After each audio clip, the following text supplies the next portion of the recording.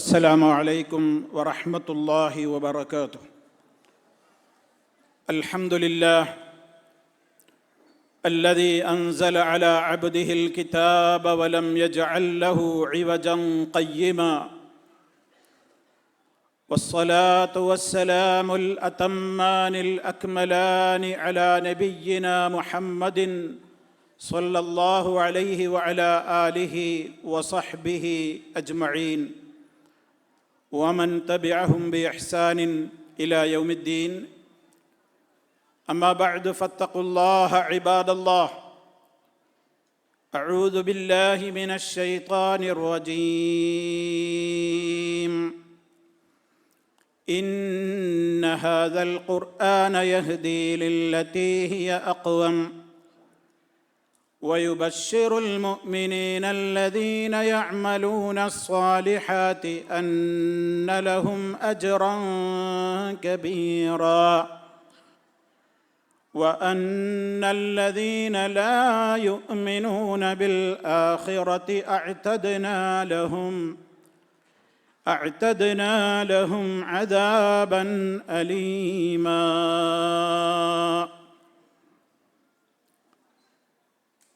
അള്ളാഹുവിൻ്റെ മഹത്തായ അനുഗ്രഹത്താൽ ഈ വിശാലമായ ഇന്ത്യൻ ഇസ്ലാമിക് സെൻറ്റർ ഓഡിറ്റോറിയത്തിൽ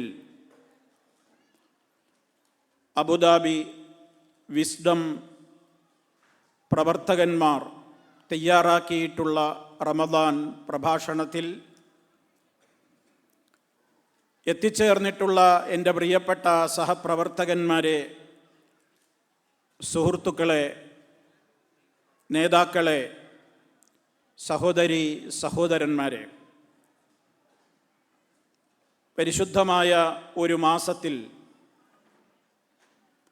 അല്ലാഹു സുബ്ഹാനഹു വ തആലയിൽ നിന്ന് നരകവിമോചനത്തിന് വേണ്ടിയുള്ള പ്രാർത്ഥനകൾ നിരന്തരമായി നിർവഹിച്ചു കൊണ്ടിരിക്കുന്ന പുണ്യരാവിൽ സ്വർഗത്തിന് വേണ്ടിയുള്ള അധ്വാനങ്ങളിൽ, ആത്മാർത്ഥമായ പരിശ്രമങ്ങളിൽ ഏർപ്പെട്ടുകൊണ്ടിരിക്കുന്ന ഒരു സമയത്ത് പരിശുദ്ധമായ ദീനുൽ ഇസ്ലാമിനെ സംബന്ധിച്ചുള്ള,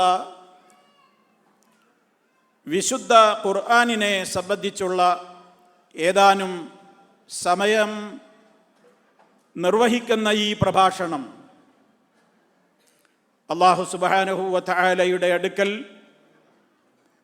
നമ്മിൽ നിന്ന് എല്ലാവരിൽ നിന്നും ഒരു സ്വാലിഹായ അമലായി അല്ലാഹു ഖബൂൽ ചെയ്യുമാറാകട്ടെ.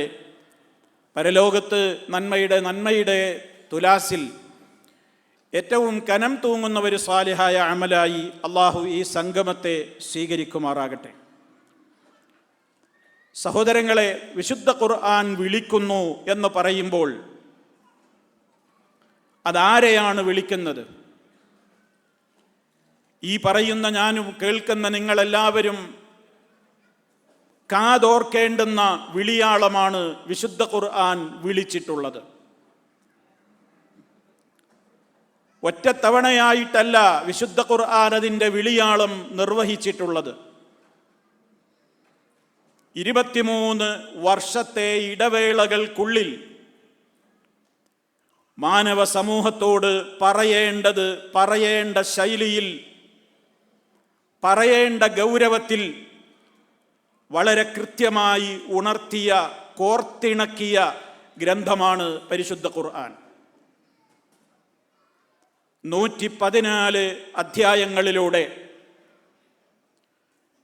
എന്താണ് ഒരു മനുഷ്യ സമൂഹത്തോട് പറയേണ്ടതെങ്കിൽ അത് പറയാൻ മടി കാണിക്കാതെ മനുഷ്യനെ സൃഷ്ടിച്ച റഹ്മാനായ റബ്ബ്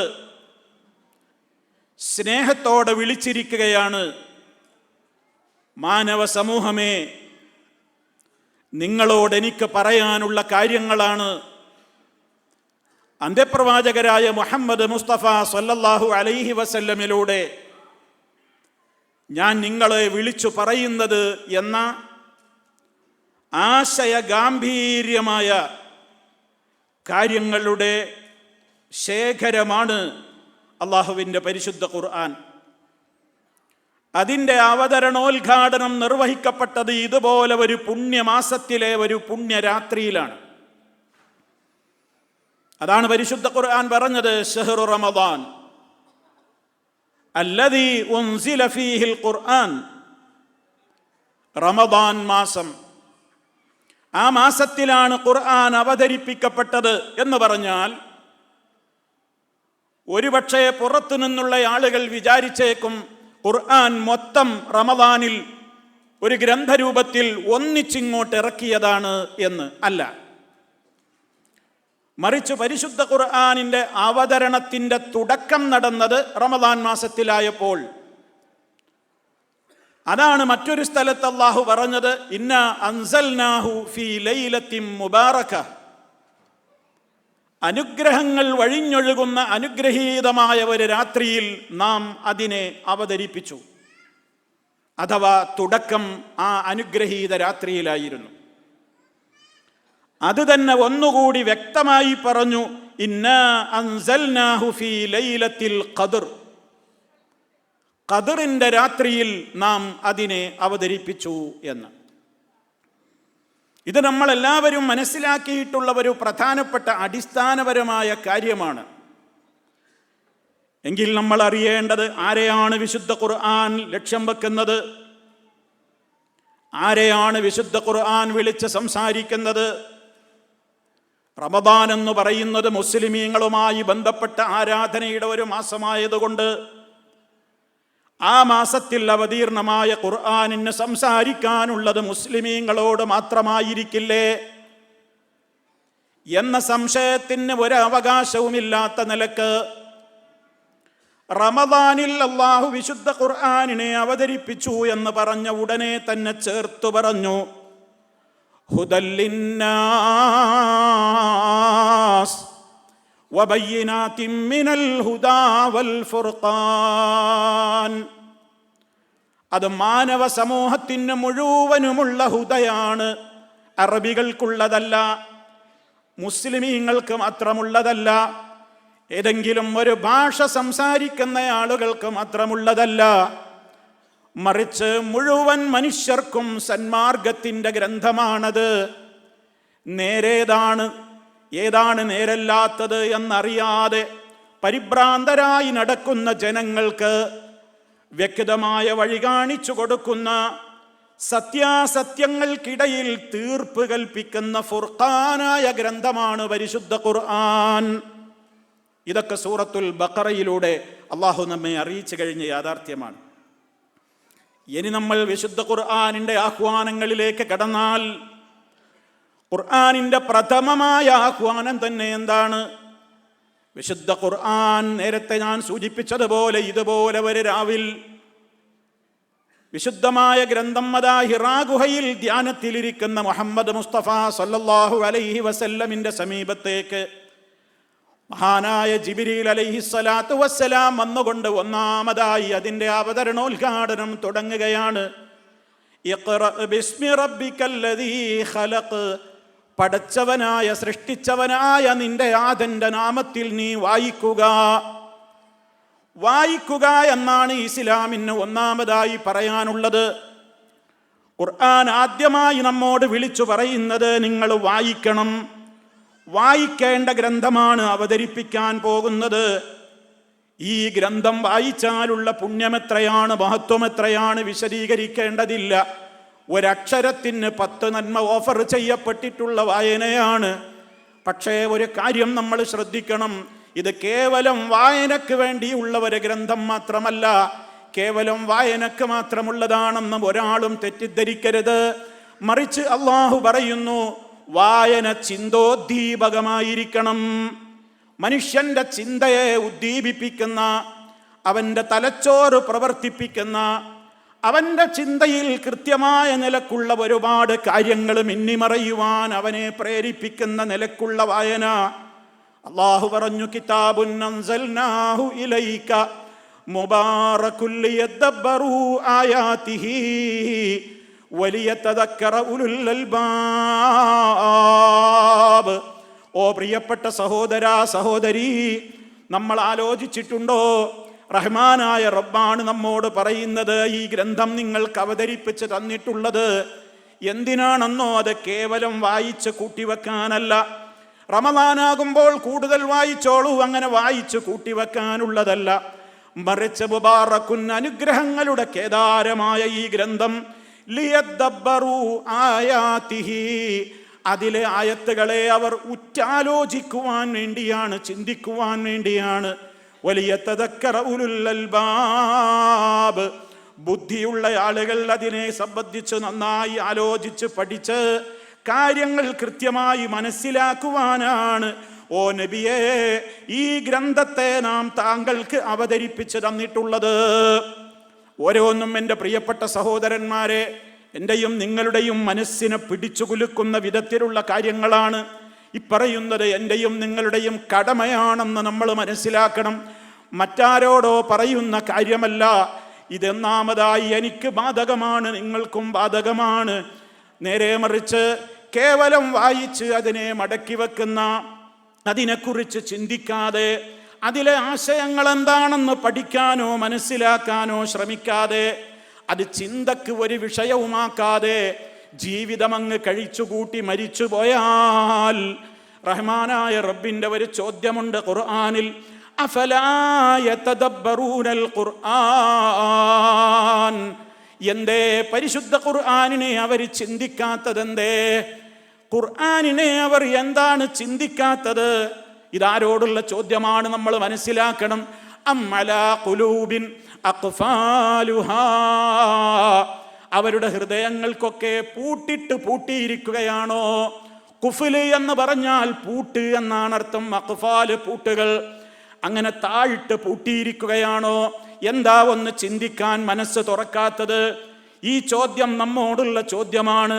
നമ്മൾ ആലോചിക്കണം. പരിശുദ്ധ ഖുർആനിൽ പരിശുദ്ധ റമദാനിനെ സംബന്ധിച്ച് ഈ ആയത്തിൻ്റെ അവതരണങ്ങളും ഖുർആനിൻ്റെ അവതരണങ്ങളുമൊക്കെ ചർച്ച ചെയ്യുന്ന ഒരു മാസമായിട്ട് പോലും അള്ളാഹുവിൻ്റെ കലാം എത്ര ആയത്ത് നമുക്ക് ഓതാനറിയാം, എത്ര ആയത്തിൻ്റെ അർത്ഥം നമുക്കറിയാം, എത്ര ആയത്തിൻ്റെ ആശയങ്ങൾ നമ്മൾ മനസ്സിലാക്കിയിട്ടുണ്ട്.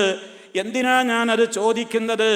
വിശുദ്ധ ഖുർആൻ വായിക്കുമ്പോൾ ഓ പ്രിയപ്പെട്ടവരെ, എൻ്റെയും നിങ്ങളുടെയും ചിന്ത ഉണരണമെങ്കിൽ അത് കേവലം അക്ഷരങ്ങൾ കൂട്ടി വായിച്ചതുകൊണ്ട് ചിന്ത ഉണരില്ല. നിങ്ങൾ വിശുദ്ധ ഖുർആൻ 1000 തവണ നിങ്ങൾ അതിൻ്റെ അർത്ഥവും ആശയവും മനസ്സിലാക്കാതെ പാരായണം ചെയ്ത് തീർത്താലും അതിന് കൂലിയുണ്ട് എന്ന കാര്യത്തിൽ തർക്കമില്ല. പക്ഷേ വിശുദ്ധ ഖുർആൻ അല്ലാഹു അവതരിപ്പിച്ചതിൻ്റെ ലക്ഷ്യം അവിടെ നടക്കാതെ പോകുന്നു. അത് ചിന്തിക്കാനുള്ളതാണ്, അത് ആലോചിക്കാനുള്ളതാണ്, അത് ഉൾക്കൊള്ളാനുള്ളതാണ്. ആ നിലക്ക് നമുക്ക് സാധിക്കണമെങ്കിൽ എന്താണ് ഞാൻ പാരായണം ചെയ്യുന്നതെന്ന് എനിക്ക് അർത്ഥം മനസ്സിലാക്കുവാൻ സാധിച്ചിട്ടുണ്ടോ? ഇവിടെയുള്ള ഓരോരുത്തരും തന്നോട് ചോദിക്കേണ്ട ചോദ്യമാണത്.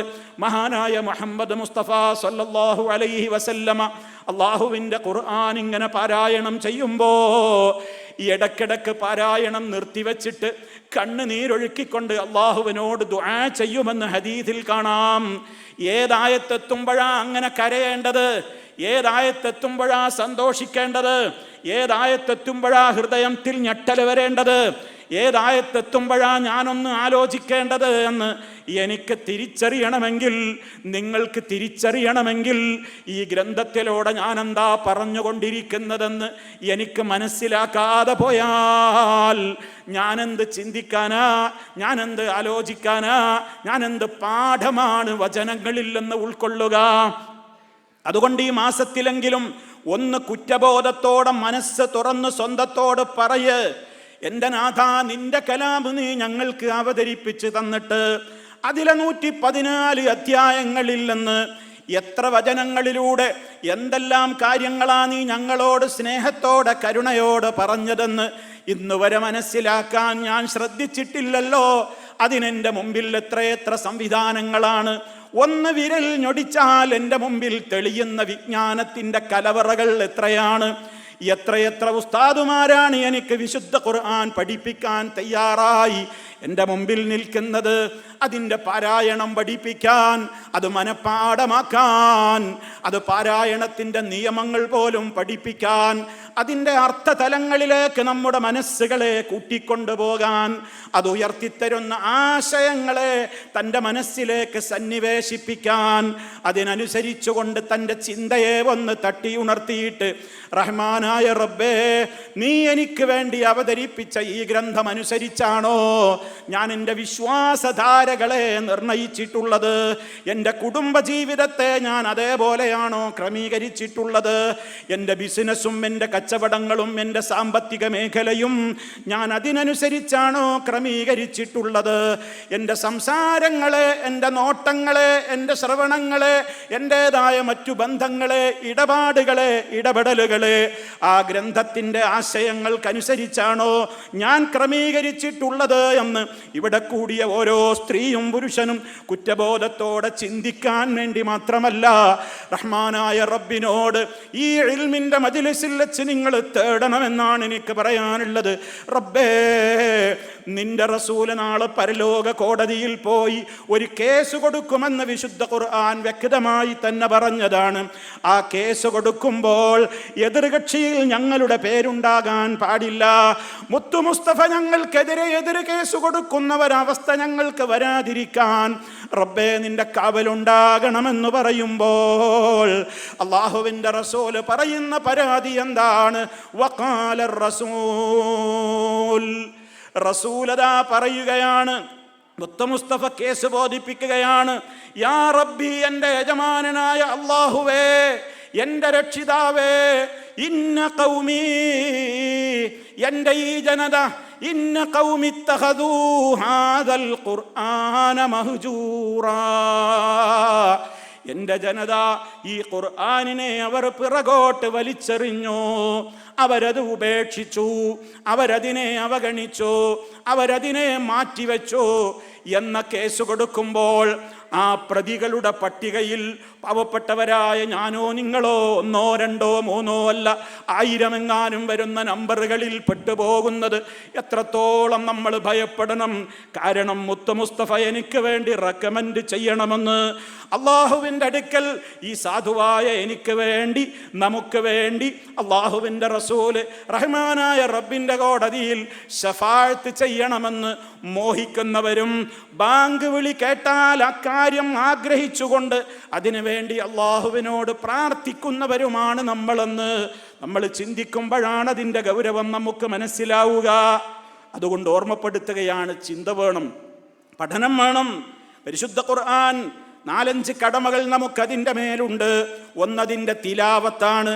തിലാവത്ത് എന്ന് പറയുമ്പോൾ തെറ്റുകൂടാതെ അത് പാരായണം ചെയ്യലാണ്. നമുക്കതിന് സാധ്യമായിട്ടുണ്ടോ? ഓരോരുത്തരും അവരവരോടാ ചോദിക്കേണ്ടത്, മറ്റുള്ളവരോടല്ല. രണ്ടാമത്തെ കടമ, എനിക്ക് സാധ്യമാകുന്നത്ര അതിൽ നിന്ന് ഹിഫ്ളാക്കലാണ്. എനിക്കെത്ര ഹിഫ്ളുണ്ട് ഞാൻ എന്നോട് ചോദിക്കണം, നിങ്ങൾ നിങ്ങളോട് ചോദിക്കണം. മൂന്നാമത്തെ കടമ ഫഹ്മാണ്. ഫഹ്മ് എന്ന് പറഞ്ഞാൽ അതിൻ്റെ അർത്ഥങ്ങളും ആശയങ്ങളും ഞാൻ മനസ്സിലാക്കലാണ്. ആ മേഖലയിൽ ഞാൻ എവിടെ എത്തി നിൽക്കുന്നു, എൻ്റെ സ്റ്റാറ്റസ് എന്താണ്? നാലാമത്തെ കടമ തദബ്ബുറാണ്. തദബ്ബുർ എന്ന് പറഞ്ഞാൽ ആ വിശുദ്ധ വചനത്തിൽ പറഞ്ഞ ഞാൻ മനസ്സിലാക്കിയ ആശയങ്ങൾ എന്താണ് എന്നോട് വിളിച്ചു പറയുന്നത് എന്ന ചിന്തയാണ്. ആ ചിന്ത എനിക്ക് വരാറുണ്ടോ? അഞ്ചാമത്തെ എൻ്റെ കടമ, ഞാൻ പാരായണം ചെയ്യുന്ന, ഞാൻ മനഃപ്പാഠമാക്കാൻ ശ്രമിക്കുന്ന, ഞാൻ അർത്ഥവും ആശയവും പഠിക്കുന്ന, അതിനെക്കുറിച്ച് ആലോചിക്കുന്ന എൻ്റെ കടമ എന്താണ്? ഇതുകൊണ്ടൊന്നും എൻ്റെ കടമ തീരുന്നില്ല. അമലാകുന്ന കടമയാണ് അഞ്ചാമത്തത്. അതെ, എൻ്റെ ജീവിതം ആ ഖുർആനിനെ അനുസരിച്ചാണോ? ഈ 5 പ്രധാനപ്പെട്ട കടമകൾ നമുക്കുണ്ട്. എന്തേ കാരണം? എല്ലാറ്റിനും പരിഹാരം ഈ ഗ്രന്ഥത്തിലുണ്ട് എന്നുള്ളതാണ് ഖുർആനിൻ്റെ പ്രത്യേകത. ഏത് വിജ്ഞാനമാണോ നിങ്ങൾക്ക് ലഭിക്കേണ്ടത്, സന്മാർഗത്തിൻ്റെ കരയിലേക്ക് നിങ്ങളെ അടുപ്പിക്കുന്ന, സന്മാർഗ തീരത്തേക്ക് നിങ്ങളെ അടുപ്പിക്കുന്ന ഏതെല്ലാം വിജ്ഞാനങ്ങളുണ്ടോ അത് മുഴുവനും ഈ വിശുദ്ധ ഖുർആനിലാണ് അടങ്ങിയിട്ടുള്ളത്. പക്ഷേ ഖുർആൻ എന്ന് പറയുമ്പോൾ കേവലം ഖുർആനിൽ നിന്ന് മുഴുവനും കിട്ടില്ല. അതിൻ്റെ വിവരണമാണ് മഹാനായ മുഹമ്മദ് മുസ്തഫ സല്ലല്ലാഹു അലൈഹി വസല്ലമിൻ്റെ ജീവിതം. അതാണ് വിശുദ്ധ ഖുർആൻ മനസ്സിലാകണമെങ്കിൽ ഹദീസുകൾ ഇല്ലാതെ പറ്റില്ലെന്ന് പറയുന്നത്. ഖുർആൻ ഏതുപോലെ പ്രമാണമാണോ അതേ സോഴ്സിൽ നിന്ന് നമുക്ക് ലഭിച്ചിട്ടുള്ള പ്രമാണമാണ് സ്വഹീഹായ ഹദീസുകളും. രണ്ടും ഒരേ സോഴ്സിൽ നിന്നാണ്. അതുകൊണ്ട് ഒന്ന് പ്രമാണമാണ്, അത് ഞാൻ അംഗീകരിക്കും, അതിൽ പറഞ്ഞത് ഞാൻ അംഗീകരിക്കും. ഹദീസുകളെ ഞാൻ അംഗീകരിക്കില്ല എന്ന് ആരെങ്കിലും പറഞ്ഞാൽ അവൻ ഇസ്ലാമിക വൃത്തത്തിൽ നിന്ന് അപ്പോഴേ പുറത്തു പോകുന്നതാണ്. നഊദു ബില്ലാഹ്. അള്ളാഹു നമ്മെ കാത്ത് രക്ഷിക്കുമാറാകട്ടെ. അത്തരം ചില വാദങ്ങളൊക്കെ പലരും ഏറ്റുപിടിച്ചു പറയുന്നുണ്ട്. ഖുർആൻ പോരെ നമുക്ക്, അള്ളാന്റെ ഗ്രന്ഥമായ ഖുർആന് പോരെ, ഹദീസുകളൊക്കെ എന്തിനാണ് എന്ന് പറയുന്ന ആളുകളുണ്ടാകും. അള്ളാഹു സൽബുദ്ധി പ്രദാനം ചെയ്യട്ടെ എന്ന് ഈ വിശുദ്ധ രാവിൽ പ്രാർത്ഥിക്കുകയാണ്. കാരണം അള്ളാഹു സുബ്ഹാനഹു വ തആല മുത്ത് മുസ്തഫാക്ക് ഖുർആൻ അവതരിപ്പിച്ചു കൊടുത്തത് എന്തിനാണെന്നോ, വഅൻസൽനാ ഇലൈക الذിക്റ ലിതുബയ്യിന ലിന്നാസ് മാ നുസ്സില ഇലൈഹിം. നബിയെ, നിങ്ങൾക്ക് നാം ഈ ഖുർആനിനെ അവതരിപ്പിച്ചു തന്നിട്ടുള്ളത് എന്തിനാണ്? അത് ജനങ്ങൾക്ക് കേവലം ഓതിക്കൊടുക്കുന്നത് കൊണ്ട് നിങ്ങളുടെ ഡ്യൂട്ടി തീരുന്നില്ല. മറിച്ച് നിങ്ങളുടെ ഡ്യൂട്ടി എന്താണ്? ലിതുബയ്യിന ലിന്നാസ്. ജനങ്ങൾക്ക് നബിയെ നിങ്ങളാണ് ബയാൻ ചെയ്തു കൊടുക്കേണ്ടത്. എന്താണ് അവരോട് ഞാൻ സംസാരിക്കുന്നതെന്ന് എൻ്റെ കലാമു കൊണ്ട് മാത്രം അവർക്ക് ഗ്രഹിക്കാൻ സാധിക്കില്ല. അതുകൊണ്ട് നിങ്ങൾ എൻ്റെ വഹീൻ്റെ അടിസ്ഥാനത്തിൽ നിങ്ങൾക്ക് തരുന്ന വ്യാഖ്യാനങ്ങൾ നിങ്ങൾ ആ സമൂഹത്തിന് പഠിപ്പിച്ചു കൊടുക്കണം. അങ്ങനെ വിശുദ്ധ ഖുർആനിൻ്റെ ഓരോ കാര്യങ്ങളെയും എത്രത്തോളം നമുക്ക് സുവ്യക്തമായി ഗ്രഹിക്കേണ്ടതുണ്ടോ അത്രത്തോളം അളവിൽ അത് വിശദീകരിക്കാൻ വേണ്ടി നമ്മിലേക്ക് നിയുക്തനായ നേതാവാണ് മുഹമ്മദ് മുസ്തഫ സല്ലല്ലാഹു അലൈഹി വസല്ലം. അതുകൊണ്ട് തന്നെ അതും വഹിയാണ്, അത് വഹീൻ്റെ പുറത്തല്ല. ഈ രണ്ട് പ്രമാണങ്ങളും അംഗീകരിച്ചാലല്ലാതെ വിശുദ്ധ ഖുർആനിലൂടെ സന്മാർഗത്തിൻ്റെ തീരത്തണയുവാൻ ഒരു മനുഷ്യനും സാധ്യമല്ല. ഇനി നമ്മൾ മനസ്സിലാക്കേണ്ട പ്രധാനപ്പെട്ട മറ്റൊരു കാര്യം, സർവകാലത്തും അതുപോലെ തന്നെ സർവസ്ഥലത്തും ഉള്ള ജനതക്ക് ഏറ്റവും ചൊവ്വായ മാർഗമാണ് ഈ ഗ്രന്ഥം കാണിക്കുന്നത്. ഞാൻ നേരത്തെ പറഞ്ഞില്ലേ, ഇന്ന ഹാദൽ ഖുർആൻ, തീർച്ചയായും ഈ ഖുർആൻ യഹ്ദീ, അത് വഴി കാണിക്കുന്നു, ലില്ലതീ ഹിയ അഖ്വം, ഏറ്റവും ചൊവ്വായ മാർഗത്തിലേക്ക് അത് വഴി കാണിക്കുന്നു. മഹാനായ ഇമാം സഅദി റഹിമഹുല്ലാ അദ്ദേഹത്തിൻ്റെ തഫ്സീറിൽ ഈ ഭാഗം വിവരിക്കുമ്പോൾ അദ്ദേഹം പറയുന്നുണ്ട്, യഹ്ദീ ലില്ലതീ ഹിയ അഖ്വം എന്ന് പറഞ്ഞാൽ ഐ അഅ്ദലു വഅഅ്ലാ മിനൽ അഖായിദി വൽ അഅ്മാലി വൽ അഖ്ലാഖ്. അതായത് ഈ ഗ്രന്ഥം നമുക്ക് വഴി കാണിച്ചു തരുന്നു, മനുഷ്യനെ അത് വഴി കാണിക്കുകയാണ്. എങ്ങോട്ട്? ഏറ്റവും മെച്ചപ്പെട്ട വിശ്വാസങ്ങളിലേക്ക്, ഏറ്റവും മെച്ചപ്പെട്ട അമലുകളിലേക്ക്, കർമ്മങ്ങളിലേക്ക്, ഏറ്റവും മെച്ചപ്പെട്ട അഖ്ലാഖ് അഥവാ സംസ്കാരങ്ങളിലേക്ക്.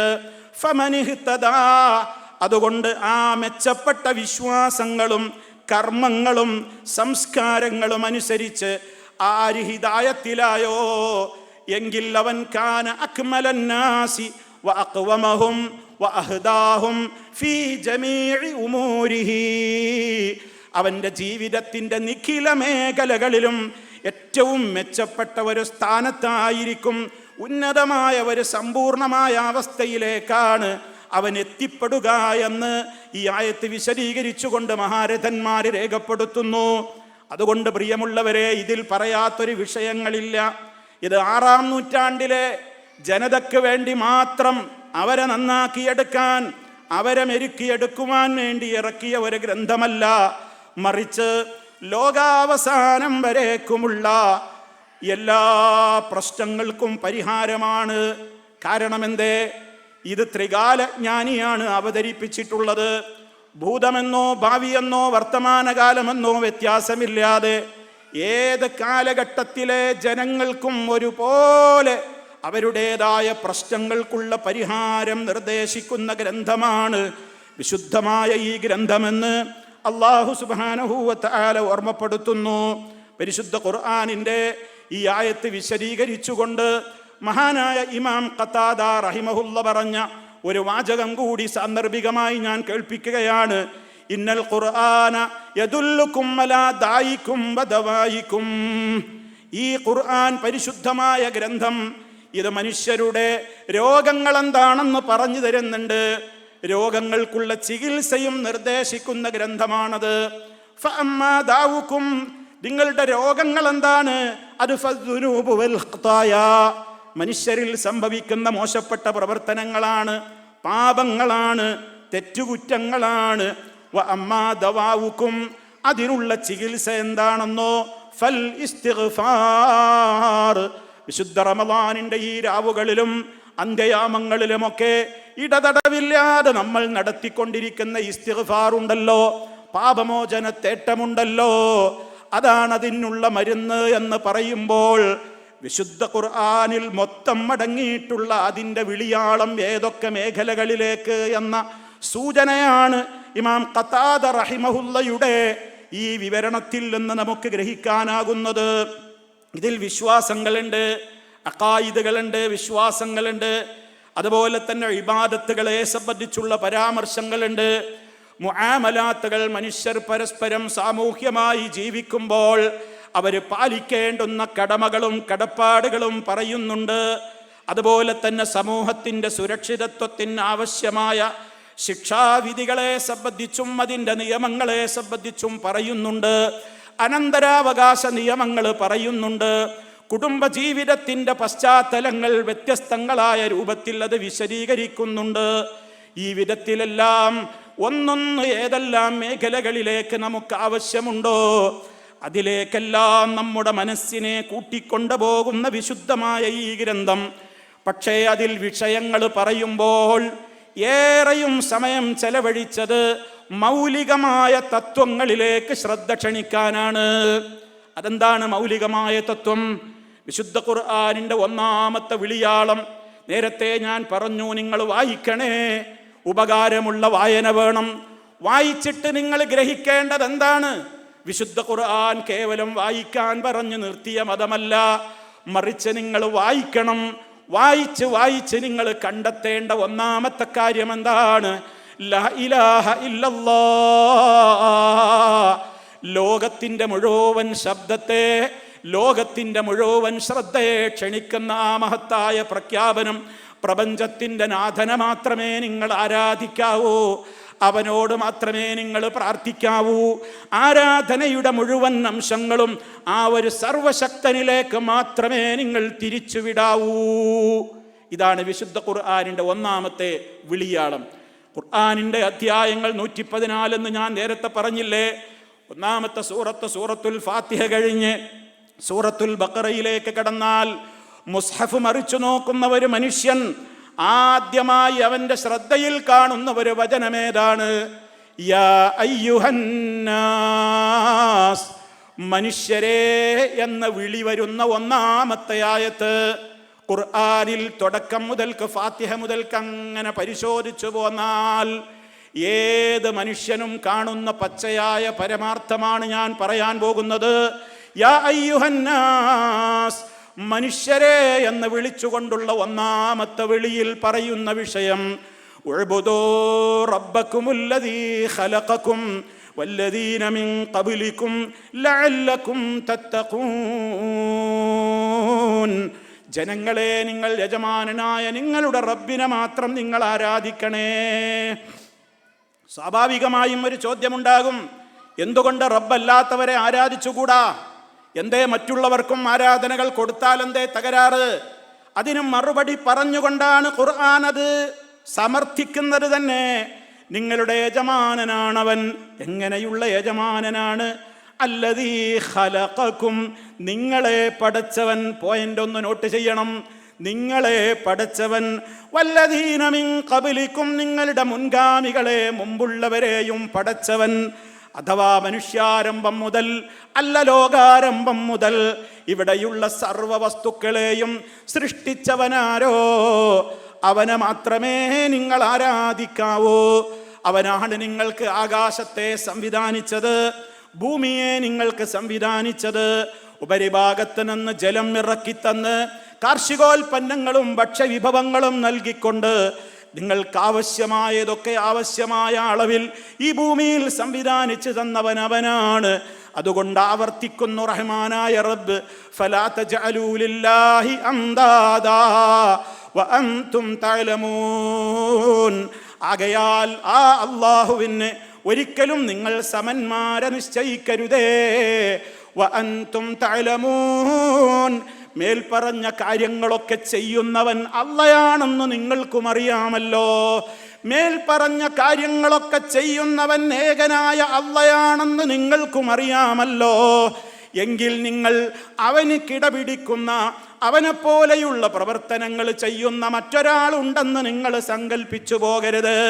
റഹ്മാനായ റബ്ബാണ് എല്ലാം കേൾക്കുന്നവൻ, അവനാണ് എല്ലാം കാണുന്നവൻ, അവനാണ് എല്ലാം അറിയുന്നവൻ, അവനാണ് എല്ലാത്തിനും കഴിവുള്ളവൻ, അവനാണ് എല്ലാ പ്രാർത്ഥനകളും കേൾക്കുന്നവൻ, അവനാണ് ആര് ചോദിച്ചാലും കൊടുക്കാൻ മാത്രം ഖജനാവ് വിശാലമായവൻ, അവനാണ് മനുഷ്യനോട് വാത്സല്യമുള്ളവൻ, അവനാണ് മനുഷ്യനോട് സ്നേഹമുള്ളവൻ, അവനാണ് മനുഷ്യനോട് കാരുണ്യമുള്ളവൻ, അവനാണ് മനുഷ്യന്റെ സമീപസ്ഥനായുള്ളവൻ, അവനാണ് മനുഷ്യന്റെ മനസ്സറിയുന്നവൻ, അവനാണ് മനുഷ്യന്റെ എല്ലാ കാര്യങ്ങളും അറിയുന്നവൻ, അവനാണ് ജീവിപ്പിക്കുന്നവൻ, അവനാണ് മരിപ്പിക്കുന്നവൻ, അവനാണ് മരണാനന്തരം ജീവിതം നൽകി വിചാരണയുടെ കോടതിയിലേക്ക് വിളിച്ചു വരുത്തുന്നവൻ. എന്തെന്ത് കാര്യങ്ങളാണ് റഹ്മാനായ റബ്ബിനെ കുറിച്ച് വാചാലമായി ഈ ഗ്രന്ഥത്തിന് നമ്മോട് വിളിച്ചു പറയാനുള്ളത്. അതുകൊണ്ട് അതൊക്കെ ഏകനായ അള്ളാഹുവാണെന്ന് നിങ്ങളൊക്കെ സമ്മതിക്കുന്നവരാണല്ലോ. എങ്കിൽ ആരാധന മുഴുവനും നിങ്ങൾ അവന് മാത്രമേ സമർപ്പിക്കാവൂ. ഇതാണ് ഇസ്ലാമിൻ്റെ ശുദ്ധമായ തൗഹീദ്. ഇതാണ് റബ്ബിനെ ഏകനാക്കൽ എന്ന് പറയുന്നത്. റഹ്മാനായ റബ്ബ് അവൻ്റെ റുബൂബിയത്തിൽ ഏകനാണ്. അഥവാ അവൻ മാത്രമാണ് റബ്ബ്, അവൻ മാത്രമാണ് പടച്ചവൻ, അവൻ മാത്രമാണ് ജീവിപ്പിക്കുന്നവൻ, അവൻ മാത്രമാണ് ലോകത്തിൻ്റെ കൺട്രോൾ ചെയ്യുന്ന മുദബ്ബിറുൽ ആലം, ലോകം മൊത്തം നിയന്ത്രിക്കുന്നവനും അവനാണ്. ഇങ്ങനെ എല്ലാ അർത്ഥത്തിലും സർവ കഴിവുകളുടെയും ഉടമാവനാണെങ്കിൽ നിങ്ങൾ വിശ്വസിക്കുന്ന ഏതെങ്കിലും പങ്കുകാർക്ക് ഇതിലെന്തെങ്കിലുമൊക്കെ പ്രവർത്തിക്കുവാൻ സാധിക്കുമോ? വിശുദ്ധ ഖുർആൻ ഒരു ചോദ്യം അവരോട് ചോദിക്കുന്നുണ്ട്. സൂറത്തുർ റൂമിലെ 40-ാമത്തെ ആയത്ത് നിങ്ങൾ ശ്രദ്ധിക്കണം. ഇതെല്ലാവരും മനഃപ്പാടമാക്കേണ്ടുന്നൊരു ചോദ്യമാണ്. റഹ്മാനായ റബ്ബിന്റെ ചോദ്യം എന്താ? അല്ലാഹുല്ലദീ ഖലഖകും സുമ്മ റസഖകും സുമ്മ യുമീതുകും സുമ്മ യുഹ്യീകും ഹൽ മിൻ ശുറകാഇകും മൻ യഫ്അലു ദാലിക മൻ യഫ്അലു മിൻ ദാലികും മിൻ ശൈഇ സുബ്ഹാനഹു വതആല അമ്മാ യുശ്രികൂൻ. നിങ്ങൾക്ക് കിട്ടാവുന്ന പരിഭാഷകൾ വെച്ച് നിങ്ങൾ ഈ ആയത്തിനെ കുറിച്ചൊന്ന് ചിന്തിക്കണം. റബ്ബ് പറയാണ്, ആരാണ് അല്ലാഹ്? നിങ്ങളെ പടച്ചവനാണ്, നിങ്ങൾക്ക് അന്നം തരുന്നവനാണ്, ഇനി നിങ്ങളെ മരിപ്പിക്കുന്നവനാണ്. മരിപ്പിച്ചതും നിങ്ങളെ അങ്ങ് മണ്ണാക്കി മാറ്റുകയല്ല, പരലോക കോടതിയിലേക്ക് വീണ്ടും വിചാരണയ്ക്ക് വേണ്ടി നിങ്ങളെ തിരിച്ച് വീണ്ടും ജീവിപ്പിക്കുന്നവനാണ്. 4 കാര്യങ്ങൾ പറഞ്ഞിട്ട് റബ്ബിൻ്റെ ഒരു വെല്ലുവിളിയുണ്ട്. ഹൽ മിൻ ശുറകായിക്കും, നിങ്ങളുടെ പങ്കുകാരുടെ കൂട്ടത്തിൽ ആരെങ്കിലും ഉണ്ടോ? മൻ യഫ്അലു മിൻ ദാലികും മിൻ ശൈഇ, ഇപ്പറഞ്ഞ 4-ൽ ഏതെങ്കിലും ഒരു കാര്യം ചെയ്യാൻ കഴിവുള്ളവർ, നിങ്ങൾ വിളിച്ച് തേടുന്ന, നിങ്ങൾ ആരാധിക്കുന്ന, നിങ്ങൾ നേർച്ച കൊടുക്കുന്ന, നിങ്ങൾ വഴിപാടുകൾ സമർപ്പിക്കുന്ന, നിങ്ങൾ ആരെയൊക്കെ വിളിച്ച് തേടുന്നുണ്ടോ നിങ്ങളുടെ പങ്കാളികൾ, ആ പങ്കാളികൾക്ക് ഇപ്പറഞ്ഞ ഈ കാര്യങ്ങളിൽ വല്ലതിലും വല്ല പങ്കുമുണ്ടോ? ഇത് റബ്ബ് നമ്മളോട് സംശയം ചോദിക്കാൻ ചോദിച്ച ചോദ്യമല്ല. എന്നിട്ട് അല്ലാഹ് തന്നെ പറയുന്ന വാചകം നോക്കൂ. സുബ്ഹാനഹു വതആല അമ്മാ യുശ്രികൂൻ. അല്ലാഹു എത്ര പരിശുദ്ധനാണ്. ഇതൊക്കെയാണ് സത്യമെന്നറിഞ്ഞിട്ടും റബ്ബിൽ ശിർക്ക് വെക്കുന്ന ആളുകളിൽ നിന്നും അല്ലാഹു എത്ര പരിശുദ്ധനാണ്. സൂറത്തുർ റൂം. ഇത് നമ്മൾ ചിന്തിക്കണം. എന്തിനാ ഖുർആൻ ഇതൊക്കെ പറയുന്നതെന്നോ? റഹ്മാനായ റബ്ബിന്റെ ഖുർആൻ എടുത്ത് വായിച്ചു നോക്കുന്ന ആർക്കും മനസ്സിലാകുന്ന ഒരു കാര്യമുണ്ട്. ഒരു വ്യക്തി അംഗീകരിക്കുന്ന കാര്യങ്ങൾ എടുത്തുകൊണ്ട് അവനോട് ഈ കാര്യം നീ അംഗീകരിക്കുന്നുവെങ്കിൽ പിന്നെ മറ്റേ കാര്യം അംഗീകരിക്കാതിരിക്കാൻ നിനക്ക് നിവൃത്തിയില്ലല്ലോ എന്ന ഒരു ശൈലിയിൽ അവൻ്റെ ഉത്തരം മുട്ടിക്കുന്ന ഒരു പ്രതിപാദന രീതിയാണ് വിശുദ്ധ ഖുർആനിനുള്ളത്. നിങ്ങൾ നോക്കൂ, ആകാശഭൂമികളെ സൃഷ്ടിച്ചതാരാണെന്ന് ചോദിച്ചാൽ അറേബ്യൻ മുശ്രിക്കുകൾ പോലും പറഞ്ഞിരുന്ന മറുപടി അള്ളയാണെന്നാണ്. ആരാടോ ലോകത്തിൻ്റെ മൊത്തം കൺട്രോൾ ചെയ്യുന്നത് എന്ന് അബൂജഹലിനോട് വരെ ചോദിച്ചാൽ അള്ളയാണെന്ന് അറേബ്യൻ മുശ്രിക്കുകളും പറഞ്ഞിരുന്നു. അത് വെച്ചുകൊണ്ട് ഖുർആൻ പല സ്ഥലത്തും ചാട്ടുളി പോലെ ഒരു ചോദ്യം അവരോട് ചോദിക്കുന്നുണ്ട്. ഇതൊക്കെ അള്ളയാണെന്ന് നിങ്ങൾ വിശ്വസിക്കുന്നത് ആത്മാർത്ഥമായിട്ടാണെങ്കിൽ പിന്നെ എന്തിനാണ് നിങ്ങൾ അള്ളാനെ വിട്ട് മറ്റുള്ളവരോട് വിളിച്ച് പ്രാർത്ഥിക്കുന്നത്? എന്തിനാ പിന്നെ നിങ്ങൾ തൗഹീദിൽ നിന്ന് തെറ്റിപ്പോകുന്നത്? എന്തിനാ നിങ്ങൾ മറ്റുള്ള ഇടങ്ങളിലേക്ക് നിങ്ങൾ പൂജകളും ആരാധനകളും നേർച്ചകളും വഴിപാടുകളും പ്രാർത്ഥനകളും ദുആകളും ഒക്കെ നിങ്ങൾ കൊടുക്കുന്നത് എന്തിനാണെന്ന വിശുദ്ധ ഖുർആനിൻ്റെ ചോദ്യം വളരെ ഗൗരവത്തോടെയുള്ള ചോദ്യമാണെന്ന് നമ്മൾ മനസ്സിലാക്കണം. അതുകൊണ്ട് പ്രിയമുള്ളവരെ, ഈ പരിശുദ്ധ റമളാനിൽ അള്ളാഹുവിൻ്റെ ഗ്രന്ഥത്തിൻ്റെ 1/3 നമ്മൾ മനസ്സിലാക്കേണ്ട വിഷയം ഈ ഒരു കാര്യം സ്ഥാപിക്കുവാൻ വേണ്ടിയാണ് വിശുദ്ധ ഖുർആനിൻ്റെ 1/3 അള്ളാഹു ചെലവഴിച്ചിട്ടുള്ളത്. അതിൻ്റെ ആകത്തുകയാണ് സൂറത്തുൽ ഇഖ്ലാസ്. സൂറത്തുൽ ഇഖ്ലാസ് ഒരു തവണ പാരായണം ചെയ്താൽ വിശുദ്ധ ഖുർആൻ 1/3 പാരായണം ചെയ്തതുപോലെ മഹത്വമേറിയ ഒരു അധ്യായമായി അത് മാറാനുള്ള കാരണം എന്താണെന്നോ, അതിൽ ഈ വിഷയമാണ് വ്യക്തമായി അള്ളാഹു ഉൾക്കൊള്ളിച്ചത്. ഖുൽ ഹുവല്ലാഹു അഹദ് അല്ലാഹു സ്വമദ് ലം യലിദ് വലം യൂലദ് വലം യകുൽ ലഹു കുഫുവൻ അഹദ്. അവസാനിപ്പിച്ച വാചകം ഏറെ വാചാലമാണ്. കാര്യങ്ങൾ അവന് ഈക്വലായി ഒരാളും തന്നെയില്ല. റബ്ബിനെ പോലെ കാണുന്നവരില്ല, റബ്ബിനെ പോലെ എല്ലാം കേൾക്കുന്നവരില്ല, എല്ലാം അറിയുന്നവരില്ല, എല്ലാം കഴിയുന്നവരില്ല. ഞാൻ എവിടെ വെച്ച് എൻ്റെ കാര്യങ്ങൾ ഏതു ഭാഷയിൽ എപ്പോൾ എൻ്റെ ആരെയാണോ വിളിച്ച് തേടേണ്ടത് ആ റബ്ബിനെ വിളിച്ച് തേടിയാൽ എൻ്റെ റബ്ബ് തൽക്ഷണം കേൾക്കും, എനിക്ക് ഉത്തരം ചെയ്യാൻ എൻ്റെ റബ്ബിന് കഴിയും എന്ന അടിയുറച്ച വിശ്വാസത്തോടു കൂടെയാണ് റബ്ബനാ, ഞങ്ങളുടെ റബ്ബേ, അതല്ലെങ്കിൽ റബ്ബി എൻ്റെ രക്ഷിതാവേ എന്ന് ഞാനും നിങ്ങളുമൊക്കെ വിളിച്ച് തേടിക്കൊണ്ടിരിക്കുന്നത്.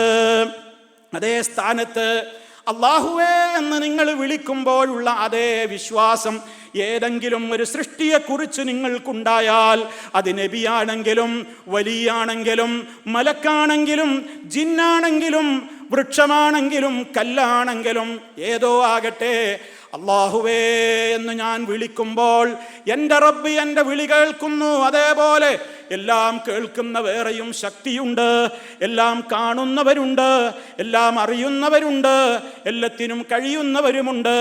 അല്ലാഹ് അതിനൊക്കെ അവർക്കങ്ങ് കഴിവ് കൊടുത്തിട്ടുണ്ട് എന്ന് ഞാൻ വിശ്വസിക്കുമ്പോൾ ഇത് റഹ്മാനായ റബ്ബെന്നെ പഠിപ്പിച്ചിട്ടുള്ള തൗഹീദിൽ മായം ചേർക്കലാണ്. ഇത് ഗൗരവത്തോടെ മനസ്സിലാക്കായ്മയാണ്. ബദർ ഉണ്ടാകാൻ കാരണം ബദരീങ്ങൾ പടവെട്ടിയത് ഈ മാസത്തിലാണ്. അവർ സാമ്പത്തിക നേട്ടത്തിന് വേണ്ടി പടവെട്ടിയതല്ല, മറിച്ച് ലാ ഇലാഹ ഇല്ലല്ലാഹ് എന്ന് പ്രഖ്യാപിച്ച മുത്ത മുസ്തഫായുടെ ആ വിശ്വാസത്തെ എതിർക്കുന്നവരായിരുന്നു അപ്പുറത്തുള്ള ആളുകൾ. അതുകൊണ്ട് അതിൻ്റെ ഗൗരവം അവരെ പഠിപ്പിക്കുവാൻ വേണ്ടി തന്നെ ആ നിലക്കുള്ള ഒരു ആദർശ പോരാട്ടത്തിൻ്റെ വീരസ്മരണകളാണ് ബദർ 17 അഥവാ റമദാനിലെ ഒരു 17 നടന്ന ആ ശക്തമായ പോരാട്ടം നമ്മെ പഠിപ്പിക്കുന്നത്. ഞാൻ സൂചന കൊണ്ട് മതിയാക്കുന്നു. ആ പോരാട്ടം പോലും നടന്നത് ഈ ആദർശത്തിൻ്റെ തെളിമ നമുക്ക് മനസ്സിലാക്കി തരുന്നതാണെങ്കിൽ, എത്രയോ വർഷങ്ങളായി വിശുദ്ധ ഖുർആൻ പാരായണം ചെയ്ത് പലവിധത്തിലുള്ള ഖത്മുകളും തീർത്തിട്ടും എനിക്കും നിങ്ങൾക്കും ഈ ഗ്രന്ഥത്തിൽ പറഞ്ഞ വിശ്വാസധാരയിലേക്ക് നമ്മുടെ മനസ്സുകൾ അടുത്തിട്ടില്ലെങ്കിൽ തകരാറുകൾ നമ്മുടേതല്ലയോ, തകരാറുകൾ നമുക്കല്ലയോ ബാധിച്ചത്. അതുകൊണ്ട് മുൻവിധിയില്ലാതെ ഈ ഗ്രന്ഥം പഠിക്കുവാൻ നിങ്ങൾ തയ്യാറാകണം, ഞാനും തയ്യാറാകണം. അപ്പോൾ സ്വച്ഛമായ ശുദ്ധമായ ഒരു വിശ്വാസധാരയിലേക്ക് എത്തിപ്പെടാനും ആ വിശ്വാസധാരക്ക് വിരുദ്ധമായി വരുന്ന ശിർക്കിന്റെ മുഴുവൻ കണികകളിൽ നിന്നും രക്ഷ നേടുവാനും നമുക്ക് സാധിക്കും. അല്ലാഹു തൗഫീഖ് പ്രദാനം ചെയ്യുമാറാകട്ടെ. ഇനി സഹോദരന്മാരെ, വിശുദ്ധ ഖുർആൻ വിളിക്കുന്നത് എങ്ങോട്ടാണ്? വിശ്വാസ വിശുദ്ധിയുടെ കാര്യമാണ് ഞാൻ തുടക്കത്തിൽ പറഞ്ഞത്. വിശ്വാസ രംഗത്തുള്ള വിശുദ്ധി നേടൂ ജനങ്ങളെ. അതിന് നിങ്ങളുടെ മുമ്പിലുള്ള വഴി എന്നെ മാത്രം ആരാധിക്കലാണ്. കാരണം ഞാനേ സൃഷ്ടാവുള്ളൂ. അതല്ലെങ്കിൽ നിങ്ങൾ പറാലോകത്ത് സൃഷ്ടാക്കളുണ്ടോ? വല്ലതിനെയും വല്ലവരും പടച്ചതുണ്ടോ? ഒരു പുൽക്കൊടിയെങ്കിലും ലോകത്ത് ആരെങ്കിലും പടച്ചിട്ടുണ്ടോ? ആ ചോദ്യത്തിൻ്റെ മുമ്പിൽ എല്ലാവർക്കും തലകുലുക്കി ഇല്ല എന്നല്ലാതെ ഒന്നും പറയാനില്ല. എങ്കിൽ അള്ളാഹു അത് വെച്ചുകൊണ്ട് തന്നെയാ പറയുന്നത്. എങ്കിൽ ആ സൃഷ്ടാവല്ലെങ്കിൽ ബാക്കിയൊക്കെ സൃഷ്ടികളല്ലേ? അപ്പൊ സൃഷ്ടികളുടെ മുഴുവൻ പ്രാർത്ഥനകളും ഉയരേണ്ടത് സൃഷ്ടാവിലേക്ക് മാത്രമാണ്. ഇതാണ് ലോകത്ത് വന്ന നബിമാര് മുഴുവനും ലോകത്തോട് പഠിപ്പിച്ചത്. ഇതിൽ വർഗീയതയുടെ പരാമർശങ്ങളില്ല, ഇതിൽ ഗ്രൂപ്പിസത്തിന്റെ കാര്യങ്ങളില്ല, ഇതിൽ കക്ഷിതർക്കങ്ങൾക്ക് ഇടമില്ല. എല്ലാവരും അംഗീകരിക്കുന്ന കാര്യമാണ് പറയുന്നത്. സൃഷ്ടാവ് ആരോ അവനെ മാത്രം ആരാധിക്കുക. മറ്റുള്ളവരൊക്കെ സൃഷ്ടികളാണ്. സൃഷ്ടികളിൽ പലതരക്കാരുമുണ്ടാകും. അവർക്കൊക്കെ അല്ലാഹു പല പദവികളും കൊടുത്തിട്ടുണ്ടാകും. ആ പദവികളെ നമ്മൾ മാനിക്കണം. അതിനനുസരിച്ച് അവരെ ബഹുമാനിക്കണം, ആദരിക്കണം. പക്ഷേ ആദരവുകൾ അതിരുകവിഞ്ഞ് ആരാധനയുടെ ഭാഗത്തേക്ക് എത്താനേ പാടില്ല. ഈ വിശ്വാസ വിശുദ്ധിയാണ് നേടിയെടുക്കണേ എന്ന് പറഞ്ഞുകൊണ്ട് യാ അയ്യുഹന്നാസ്, മനുഷ്യരെ എന്ന വിളിയാളത്തിലൂടെ ഖുർആൻ ഒന്നാമതായി നമ്മുടെ ശ്രദ്ധയിൽ കൊണ്ടുവന്നിട്ടുള്ളത്. ഇനി ഖുർആനിന് പറയാനുള്ളത് വിശ്വാസം. നിങ്ങൾ ആ വിശ്വാസത്തിൻ്റെ അടിത്തറയിലായിരിക്കണം നിങ്ങളുടെ കർമ്മങ്ങൾ മുഴുവനും. ഇനി നിങ്ങളുടെ കർമ്മവിശുദ്ധിയിലേക്കാണ് അല്ലാഹു വിളിക്കുന്നത്.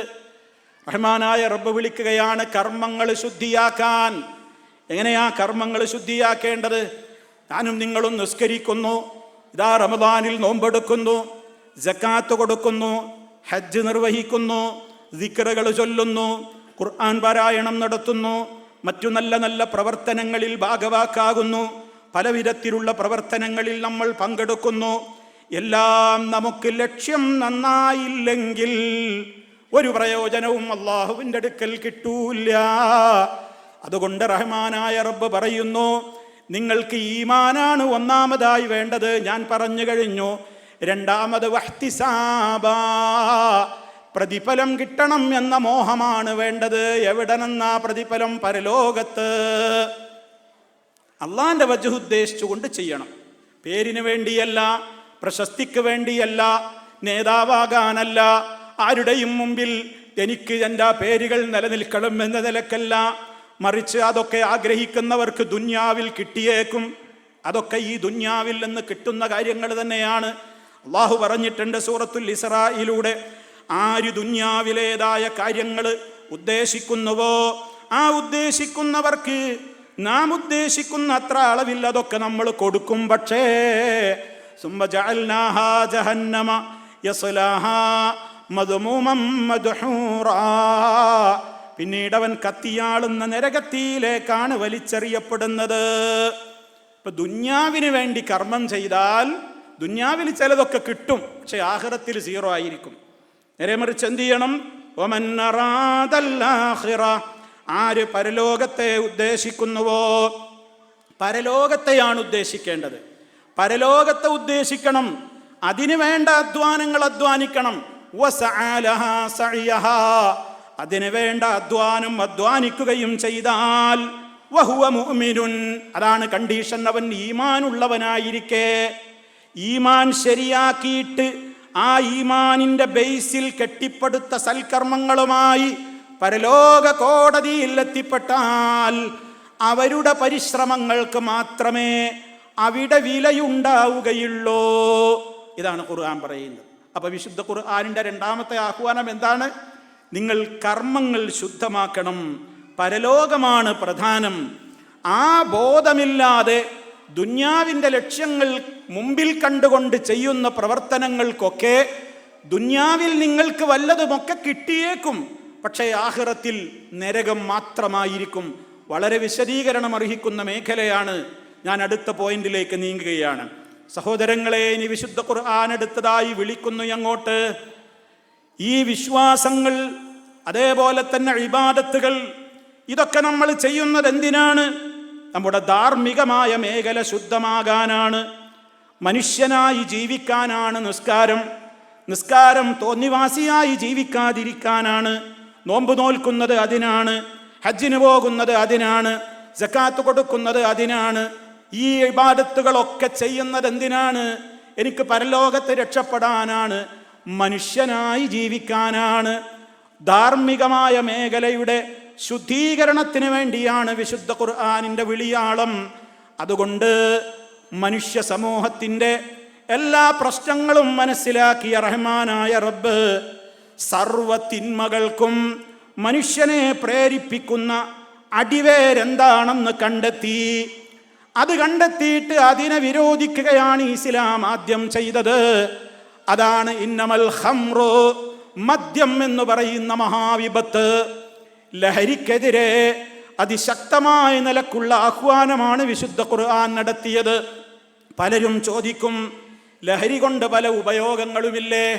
തൽക്കാലം ചില ടെൻഷനൊക്കെ ഒന്ന് മാറുന്നില്ലേ? ഡിപ്പാർട്ട്മെന്റിന്, നമ്മുടെ കേരള ഗവൺമെന്റിന്, ഇന്ത്യ ഗവൺമെന്റിനൊക്കെ റവന്യൂ വരുന്നില്ലേ? ഒരുപാട് ചെത്ത് തൊഴിലാളികൾക്ക് തൊഴിൽ കിട്ടുന്നില്ലേ? ഒരുപാട് സെയിൽ ഉദ്യോഗസ്ഥന്മാർക്ക് സെയിൽസ്മാൻ ആകാനും സെയിൽസ് ഗേളാകാനും, അങ്ങനെ ആയിരക്കണക്കിന് കുടുംബങ്ങളുടെ വീട്ടിൽ തീപ്പുകയാനും ആ ഒരു ബിസിനസ് കാരണമാകുന്നില്ലേ? ശരിയാണ്, വിശുദ്ധ ഖുർആനും അതിനെ തള്ളിയിട്ടില്ല. യസ്അലൂനക അനിൽ ഖംരി വൽ മൈസിരി, ലഹരിയെ സംബന്ധിച്ചും ചൂതാട്ടത്തെ സംബന്ധിച്ചുമൊക്കെ അവർ നിന്നോട് ചോദിക്കുകയാണ്. നബിയെ പറഞ്ഞു കൊടുക്കൂ, ഫീഹിമാ ഇസ്മുൻ കബീർ, അതിൽ വലിയ തോതിലുള്ള അപകടങ്ങളാണുള്ളത്, അതിൽ വലിയ തോതിലുള്ള തെറ്റുകളാണുള്ളത്. അതേ അവസരത്തിൽ വമനാഫിഉ ലിന്നാസ്, ജനങ്ങൾക്ക് ചില്ലറ ചില ഉപകാരങ്ങളും അതിലുണ്ട് എന്നുള്ളത് നിഷേധിക്കാൻ പറ്റുന്ന കാര്യമല്ല, ശരി തന്നെയാണ്. പക്ഷേ അടുത്ത പോയിന്റിലേക്ക് ഇസ്ലാം കടന്നു. വഇസ്മുഹുമാ, എന്നാൽ അതിനുകൊണ്ട് കിട്ടുന്ന ഉപകാരങ്ങളെക്കാൾ അതുകൊണ്ട് സമൂഹത്തിലുണ്ടാകുന്ന ഉപദ്രവങ്ങളും കുറ്റങ്ങളുമാണ് അക്ബറു മിൻ നഫ്ഇഹിമാ, ഭീതിജനകമായ തോതിൽ അതിൻ്റെ റേഞ്ച് വളരെ വലുതാണ്. ഉപകാരത്തെക്കാൾ അതിൻ്റെ ഉപദ്രവം 1000 മടങ്ങാണ് ജനങ്ങളെ. അതുകൊണ്ട് അത്തരത്തിലുള്ള പൈശാചികമായ പ്രവർത്തനങ്ങൾ കാരണത്താൽ മാനവ സമൂഹം ഇവിടെ തകരാറിലാവുകയാണ്, ശത്രുത വളരുകയാണ്, കുഴപ്പങ്ങൾ വർദ്ധിക്കുകയാണ്. ആരാധിച്ച് മനുഷ്യനായി മാറി നല്ല ഒരു ജീവിയായി മുന്നോട്ട് പോകുന്ന അവസ്ഥക്ക് പകരം മൃഗങ്ങളെക്കാൾ അതപ്പതിച്ച ഒരവസ്ഥയിലേക്ക് അവനെ കൊണ്ടുചെന്നെത്തിക്കുന്നതാണ് മദ്യവും മറ്റു കാര്യങ്ങളും. അതുകൊണ്ട് ഫഹല്ലൻതും മുൻതഹൂൻ, നിങ്ങൾക്ക് അവസാനിപ്പിക്കാനായില്ലയോ? ഖുർആന്റെ വിളിയാളം, ആ വിളിയാളം ഇങ്ങനെ മദീനയുടെ തെരുവുകളിലൂടെ മുഴങ്ങി കേൾക്കുകയാണ്. ആ സമയത്ത് പല സഹാബിമാരും ചുണ്ടോടടിപ്പിച്ച മദ്യത്തിൻ്റെ ചഷകങ്ങളുണ്ട്, കോപ്പകളുണ്ട്, ശേഖരിച്ചു വെച്ച പാത്രങ്ങളുണ്ട്, കന്നാസുകളുണ്ട്. അത് മുഴുവനും അങ്ങ് തല്ലി തകർക്കുകയാണ്. മദീനയുടെ തെരുവീതികളിലൂടെ മദ്യത്തിൻ്റെ പുഴയൊഴുകി എന്നുള്ളത് ഭംഗിവാക്കല്ല, അത് ചരിത്രം രേഖപ്പെടുത്തിയ യാഥാർത്ഥ്യമാണ്. അവിടെ മറ്റു കാര്യങ്ങൾക്ക് പിന്നെ ചിന്തയില്ല. റഹ്മാനായ റബ്ബിൻ്റെ വിളിയാളമാണ്. റബ്ബാണ് പറയുന്നത്, ജനങ്ങളെ ഇതിൽ ഉപദ്രവമാണ് കൂടുതലുള്ളത്, ഉപകാരമല്ല, അവസാനിപ്പിച്ചോളൂ, അതാണ് നിങ്ങൾക്ക് സുരക്ഷ. അവരവസാനിപ്പിച്ചു. ഇൻതഹൈന, ഞങ്ങൾ അവസാനിപ്പിച്ചു എന്ന് പറഞ്ഞുകൊണ്ട് ഒരു സമൂഹം അതാ മദ്യത്തിൻ്റെ ഭാഗത്ത് നിന്ന് പൂർണ്ണമായും അവര് മുക്തരായി. ഇന്നിൻ്റെ ലോകം എന്താണെന്ന് ഞാൻ നിങ്ങളോട് പറയേണ്ടതുണ്ടോ? എന്തേ അള്ള പറഞ്ഞില്ലേ ഇതുകൊണ്ടുണ്ടാകാൻ പോകുന്ന ദൂഷ്യങ്ങൾ എത്രത്തോളമാണ്? എന്തേ ഏതൊരു തെറ്റുകൾ എടുത്തു നോക്കൂ, ലഹരിയാണ് അതിൻ്റെ പിന്നിലുള്ളത്. ലഹരി കച്ചവടക്കാരുണ്ട്, മാഫിയകളുണ്ട്, അതിൻ്റെതായ കരിയർമാരുണ്ട്, അതെത്തിച്ചു കൊടുക്കുന്നവരുണ്ട്. മാതാപിതാക്കൾ കുടുംബസമേതം ഒന്നിച്ചിരുന്ന് MDMA അനുഭവിക്കുന്നവരുണ്ടെന്ന്. മയക്കുമരുന്നിൻ്റെതായ ലോകത്ത് നിന്ന് എങ്ങനെയോ ഒരു കുതിരത്തുകൊണ്ട് രക്ഷപ്പെട്ട് മീഡിയകൾക്ക് മുമ്പിൽ മനസ്സ് തുറന്ന ചെറുപ്പക്കാരെ, നിങ്ങളെപ്പോലെയുള്ള ഒരു ചെറുപ്പക്കാരൻ എത്രയോ കാലമായി സിന്തറ്റിക് ലഹരിയുടെ ലോകത്ത് തിമർത്താടി ജീവിച്ചിട്ടുള്ള ഒരു പയ്യൻ മീഡിയകളോട് പറഞ്ഞ വാർത്തകൾ കേട്ടാൽ ആർക്കാണ് ഞെട്ടിത്തെറിക്കാതിരിക്കാൻ സാധിക്കുക? ആ മോൻ പറയുന്നത് എന്താണെന്നോ, അവരതിൻ്റെ വിൽപ്പനക്കാരനായിരുന്നു, അവനത് ഉപയോഗിക്കുന്നയാളായിരുന്നു. അത് കഴിച്ചാൽ പിന്നെ മണിക്കൂറുകളോളം മനുഷ്യൻ നിന്ന് തുള്ളുകയാണ്. അവന് ഉറക്കം വരില്ല, വല്ലാത്തൊരു വീര്യമാണ് അവന് വരുന്നത്. അതേപോലെ തന്നെ അവൻ്റെ മുമ്പിൽ പിന്നെ ബാപ്പയല്ല, ഉമ്മയല്ല, ഉമ്മയും അവൻ്റെ കാമം തീർക്കുവാനുള്ള ഭോഗവസ്തുവാണ്. ഈ അടുത്തല്ലേ നമ്മുടെ മലയാളക്കര സാക്ഷ്യമായത്? ഒരു ഉമ്മയതാ മീഡിയകളെ വിളിച്ചു വരുത്തിയിട്ട് മീഡിയകളുടെ മുമ്പിൽ ഒരു ഉമ്മ പൊട്ടിക്കരയുകയാണ്. മുഖം മറച്ച ഒരു ഉമ്മ. ആ ഉമ്മയാരാണെന്ന് കാണാതിരിക്കാൻ, എന്നാൽ അവർക്ക് തൻ്റെ മോനെക്കുറിച്ച് പറയാതിരിക്കാനും വയ്യ. മീഡിയകളോട് പൊട്ടിക്കരഞ്ഞുകൊണ്ട് ആ സഹോദരി പങ്കുവെച്ചതെന്താ? എൻ്റെ മോൻ എൻ്റെ വീട്ടിലേക്ക് രാത്രി കയറി വരുമ്പോൾ ഞാൻ പൂച്ചയെപ്പോലെ പേടിച്ചെൻ്റെ റൂമിലേക്ക് ഒതുങ്ങാറാണ് പതിവുള്ളത്. വാതിൽ ലോക്ക് ചെയ്യാതെ എനിക്ക് കിടന്നുറങ്ങാൻ ധൈര്യം വരുന്നില്ല. എൻ്റെ മോൻ എൻ്റെ അടുത്ത് വരികയാണ്. ഉമ്മ എന്ന സ്നേഹത്തോടെ ഉമ്മ വയ്ക്കാനല്ല, അവൻ്റെ കാമം തീർക്കാനുള്ള ഭോഗവസ്തുവായി 10 മാസം അവനെ നൊന്തുപറ്റ ഉമ്മയെ ലൈംഗികമായ ആവശ്യത്തിന് വേണ്ടി പ്രാപിക്കുവാൻ വേണ്ടി ഉമ്മയെ സമീപിക്കുന്ന ബെഡ്റൂമിൽ ചെന്ന് ഉമ്മയെ സമീപിക്കാൻ വരുന്ന മോനാണ്. ഞാൻ എങ്ങനെ ഉറങ്ങാൻ എനിക്ക് സാധിക്കുന്നില്ല. എല്ലാവർക്കും അവരവരുടെ മക്കൾ ഉമ്മമാർക്ക് തുണയല്ലേ. മറ്റുള്ളവരുടേതായ കാമനോട്ടങ്ങളില്ലെന്ന്, മറ്റുള്ളവരുടേതായ അക്രമങ്ങളില്ലെന്ന് ഒരു വീട്ടിൽ ആൺമക്കൾ ഉണ്ടെങ്കിൽ എന്തൊരു ധൈര്യമാണ് ഇന്നത്തെ ഉമ്മമാർക്ക്. പക്ഷേ ആ ധൈര്യത്തിൻ്റെ അവസ്ഥ പോലും നമ്മുടെ വീടുകളിൽ ആൺമക്കൾ ഉണ്ടെങ്കിൽ ഉമ്മമാര് പേടിക്കേണ്ടി വരുന്നു. എവിടേക്കാ ലോകത്തിൻ്റെ പോക്ക്? MDMA എന്ന് പറയുന്ന രാസലഹരി അടക്കമുള്ള സിന്തറ്റിക് ലഹരികളുടെ കുത്തൊഴുക്കാണ് നമ്മുടെ കേരളത്തിൽ വ്യാപിച്ചു കൊണ്ടിരിക്കുന്നത്. ഇന്നും നിങ്ങൾ കണ്ടില്ലേ, നമ്മുടെ സമുദായത്തിലെ അംഗങ്ങളാണ് ഇതിൻ്റെയൊക്കെ പലപ്പോഴും മുമ്പിലുള്ളത്. ഇന്നും നിങ്ങൾ വായിച്ചില്ലേ, നമ്മുടെ ഈ സമുദായത്തിലെ ഒരു മെമ്പർ, ഒരു മുസ്ലിം പേരുള്ള മാപ്പിള ചെറുക്കൻ, അയാളെ അതാ MDMAയുമായി പോലീസ് വളയുകയാണ്. പോലീസിന്റെ പിടുത്തത്തിൽ പെടാതിരിക്കാൻ എത്രയും പെട്ടെന്ന് അയാൾ തൻ്റെ കയ്യിൽ അയാൾ വിൽപ്പനയ്ക്ക് വേണ്ടി സൂക്ഷിച്ചു വെച്ചിട്ടുള്ള 2 പാക്കറ്റ് MDMA അയാൾ പെട്ടെന്നങ്ങ് വിഴുങ്ങുകയാണ്.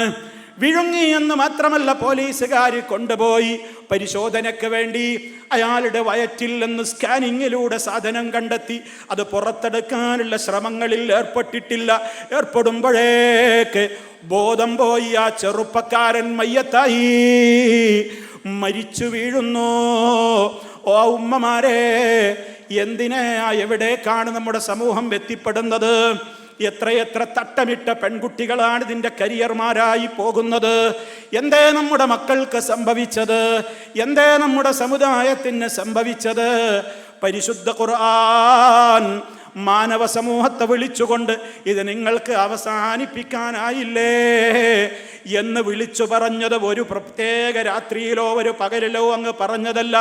മറിച്ച് ആ വിളിച്ച് പറയുന്നതിൻ്റെ മുമ്പേ റബ്ബൊരു കാര്യം വിളിച്ചു പറഞ്ഞാൽ അത് സ്വീകരിക്കാൻ മാത്രമുള്ള ഒരു ഈമാനികമായ മാനസികമായ അവസ്ഥയും റബ്ബിനെ കുറിച്ചുള്ള പേടിയും പരലോകത്തെക്കുറിച്ചുള്ള ഭയവുമൊക്കെ പഠിപ്പിക്കപ്പെട്ട ഒരു സമൂഹത്തോടാണ് അള്ളാഹ് നിങ്ങൾക്ക് അവസാനിപ്പിക്കാനായില്ലേ എന്ന് ചോദിച്ചപ്പോൾ അവരവസാനിപ്പിച്ചത്. ഇവിടെയാണ് നമ്മൾ പരിഹാരം കാണേണ്ടത്. എന്തേ പ്രശ്നം എന്ന് അന്തിച്ചർച്ചകളിലൂടെ ചാനലുകൾ ചർച്ച ചെയ്തിട്ട് ഒരു കാര്യവുമില്ല. പ്രശ്നങ്ങൾ എല്ലാവർക്കും പറയാൻ എളുപ്പമാണ്, പക്ഷേ പരിഹാരമുണ്ടോ? അതാണ് ഖുർആനിന് പറയാനുള്ളത്. അതേ ഒരു സമൂഹത്തെ അള്ളാഹു എങ്ങനെയാണോ പരിവർത്തിപ്പിച്ചത്, ഏകനായ റബ്ബിന്റെ മുമ്പിലേക്ക് മരണാനന്തരം പോയി നിൽക്കണമെന്നും വിചാരണയുണ്ടെന്നും ഈമാനികമായ നിലക്ക് താൻ ഉന്നതി പ്രാപിച്ചിട്ടില്ലെങ്കിൽ കത്തിയാളുന്ന നരകത്തിയിൽ വെന്തരിയേണ്ടി വരുമെന്നുമുള്ള ആ ഒരു മതരംഗത്തുള്ള മതബോധവും ആ ധാർമ്മികമായ പാഠവും നമ്മുടെ മക്കൾക്ക് കിട്ടാതെ പോകുന്നു. അതാണ് പരിഹാരം, അതാണ് പ്രശ്നം. എന്തേ നമ്മളെ മക്കൾ പഠിക്കുന്നുണ്ടോ? ചിന്തിക്കും ഉമ്മമാരെ, ഉപ്പമാരെ. ഇതുപോലെയുള്ള വേദികളിൽ ടീനേജുകാരി എത്ര വന്നിരിക്കുന്നുണ്ട്. എത്ര ടീനേജുകാരി കസേരകളിലുണ്ടാകും. നമ്മുടെ മക്കൾ ആലോചിക്ക്, കണക്കെടുക്ക്. എൻ്റെ വീട്ടിൽ എനിക്കെത്ര പ്രായം തികഞ്ഞ ടീനേജുകാരായ ആൺമക്കൾ എത്രയുണ്ട്, പെൺമക്കൾ എത്രയുണ്ട്. ഞാൻ നോട്ട് ബുക്കും ഖുർആനും പെൻസിലുമൊക്കെയായി എൻ്റെ ഗുരുനാഥന്മാർ എനിക്ക് ഖുർആൻ പഠിപ്പിച്ചു തരുന്ന ഖുർആൻ ക്ലാസ്സുകളിലേക്ക് ഞാൻ പോകുമ്പോൾ എൻ്റെ ടീനേജുകാരിയായ മകള് കൂടെ വരുന്നുണ്ടോ? എൻ്റെ ടീനേജുകാരനായ മകൻ എൻ്റെ കൂടെ വരുന്നുണ്ടോ? പലപ്പോഴും അവർ നമ്മുടെ മുമ്പിൽ കള്ളം പറയുകയാണ്. എനിക്ക് പ്രൊജക്റ്റ് ചെയ്യാനുണ്ട് ഉമ്മ, എനിക്ക് ട്യൂഷനുണ്ട് ഉമ്മ, എനിക്ക് കമ്പ്യൂട്ടർ വർക്കുകളുണ്ട് ഉമ്മ, എനിക്കൊരുപാട് പ്രത്യേകമായ പോർഷനുകൾ പഠിച്ചു തീർക്കാനുണ്ട് ഉമ്മ. അതുകൊണ്ട് ഉമ്മ വയ്ക്കോ, ഞങ്ങളിവിടെ ഇരുന്ന് പഠിച്ചോളാം എന്ന് പറഞ്ഞ് ആ സമ്മതവും വാങ്ങിയിട്ട് നിങ്ങളിവിടെ 1-1.5 മണിക്കൂർ ഗുരുവര്യൻ്റെ മുമ്പിലിരുന്ന് ഖുർആൻ കേൾക്കുമ്പോ നിങ്ങളുടെ മക്കൾ പഠിക്കാനെന്ന് പറഞ്ഞ് നിങ്ങളോട് സമയവും വാങ്ങിയിട്ട് അവർ നെറ്റിൻ്റെ ലോകത്ത്, സൈബറിൻ്റെ ലോകത്ത് അധാർമികതയുടെ ചെളിക്കുണ്ടിലൂടെ അവർ മുന്നോട്ട് പോകുന്നു. പിന്നെ നിങ്ങളെ കാണുമ്പോ നിങ്ങൾ പാപ്പ, നിങ്ങൾ ഉമ്മ, നിങ്ങൾക്കൊക്കെ പ്രായമായി, നിങ്ങളെന്ത് പറഞ്ഞിട്ടെന്താ, ഉപദേശിക്കണോ? അവർ നിന്നു തരും. അവരിങ്ങനെ ബുദ്ധൂസ് പോലെ മുമ്പിൽ വന്ന് നിന്നു തരും. ഉപദേശിക്കാൻ ബാപ്പ വിളിച്ചാലും അമ്മ വിളിച്ചാലും അവർ മൈൻഡാണ്. കാരണം അതിനൊക്കെ ട്രോളാൻ അവരിന്നൊരു പേര് കണ്ടെത്തിയിട്ടുണ്ട്. ആ ഉമ്മാടെ വിളിയുണ്ട്, പോയി നോക്കാം, ഉമ്മാക്കെന്തോ എന്ന് പറയാനുണ്ട്. ഉപ്പയുടെ വിളിയുണ്ട്, പോയി നോക്കാം, എന്തോ ഉപദേശിക്കാനുണ്ട്. ആ ഉപദേശങ്ങളൊക്കെ കഴിഞ്ഞാൽ മോൻ ചോദിക്കും, മോള് ചോദിക്കും, ഉമ്മാനോടും ഉപ്പാനോടും നിങ്ങൾക്ക് ഇതല്ലാതെ ഒന്നും പറയാനില്ലേ? നിങ്ങളൊക്കെ ജീവിച്ച കാലമാണോ ഇത്? അതെ. എന്നിട്ടവരതിനെക്കുറിച്ച് ഉമ്മയും ബാപ്പയും കേൾക്കാതെ ഒരുപക്ഷെ കേൾപ്പിച്ചുകൊണ്ടും ഒരു കമൻറ്റും പാസാക്കും. പാപ്പാക്ക് തന്ത വൈബാണ്, ഉമ്മാക്ക് തള്ള വൈബാണ്, അത് തള്ള വൈബാണ്, അത് തന്ത വൈബാണ്. ഈ രൂപത്തിലുള്ള ട്രോളാനുള്ള ചില വാചകങ്ങളും പഠിച്ചു വെച്ചിട്ട് തന്നെ ഉപദേശിക്കുന്ന പ്രിയപ്പെട്ട ബാപ്പയോട്, ഉമ്മയോട് അല്പം പോലും ഒരു സ്നേഹം കാണിക്കാത്ത, ആദരവ് കാണിക്കാത്ത മക്കളെ നമ്മുടെ വീടിൻ്റെ അകത്ത് നമ്മൾ വളർത്തിയുണ്ടാക്കിയിട്ട് നിങ്ങൾ മാത്രം ക്ലാസ്സുകൾക്ക് പോയിട്ടെന്താ ഉമ്മമാരെ? നിങ്ങൾ മാത്രം ഖുർആൻ പഠിക്കാൻ പോയിട്ടെന്ത് പ്രയോജനമുണ്ട് ഉപ്പമാരെ?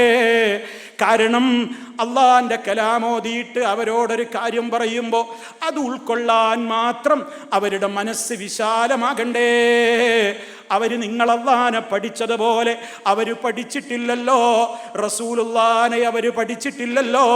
പരലോക കോടതിയെ അവർ പഠിച്ചിട്ടില്ലല്ലോ. അവിടുത്തെ വിചാരണകൾ അവർ പഠിച്ചിട്ടില്ലല്ലോ.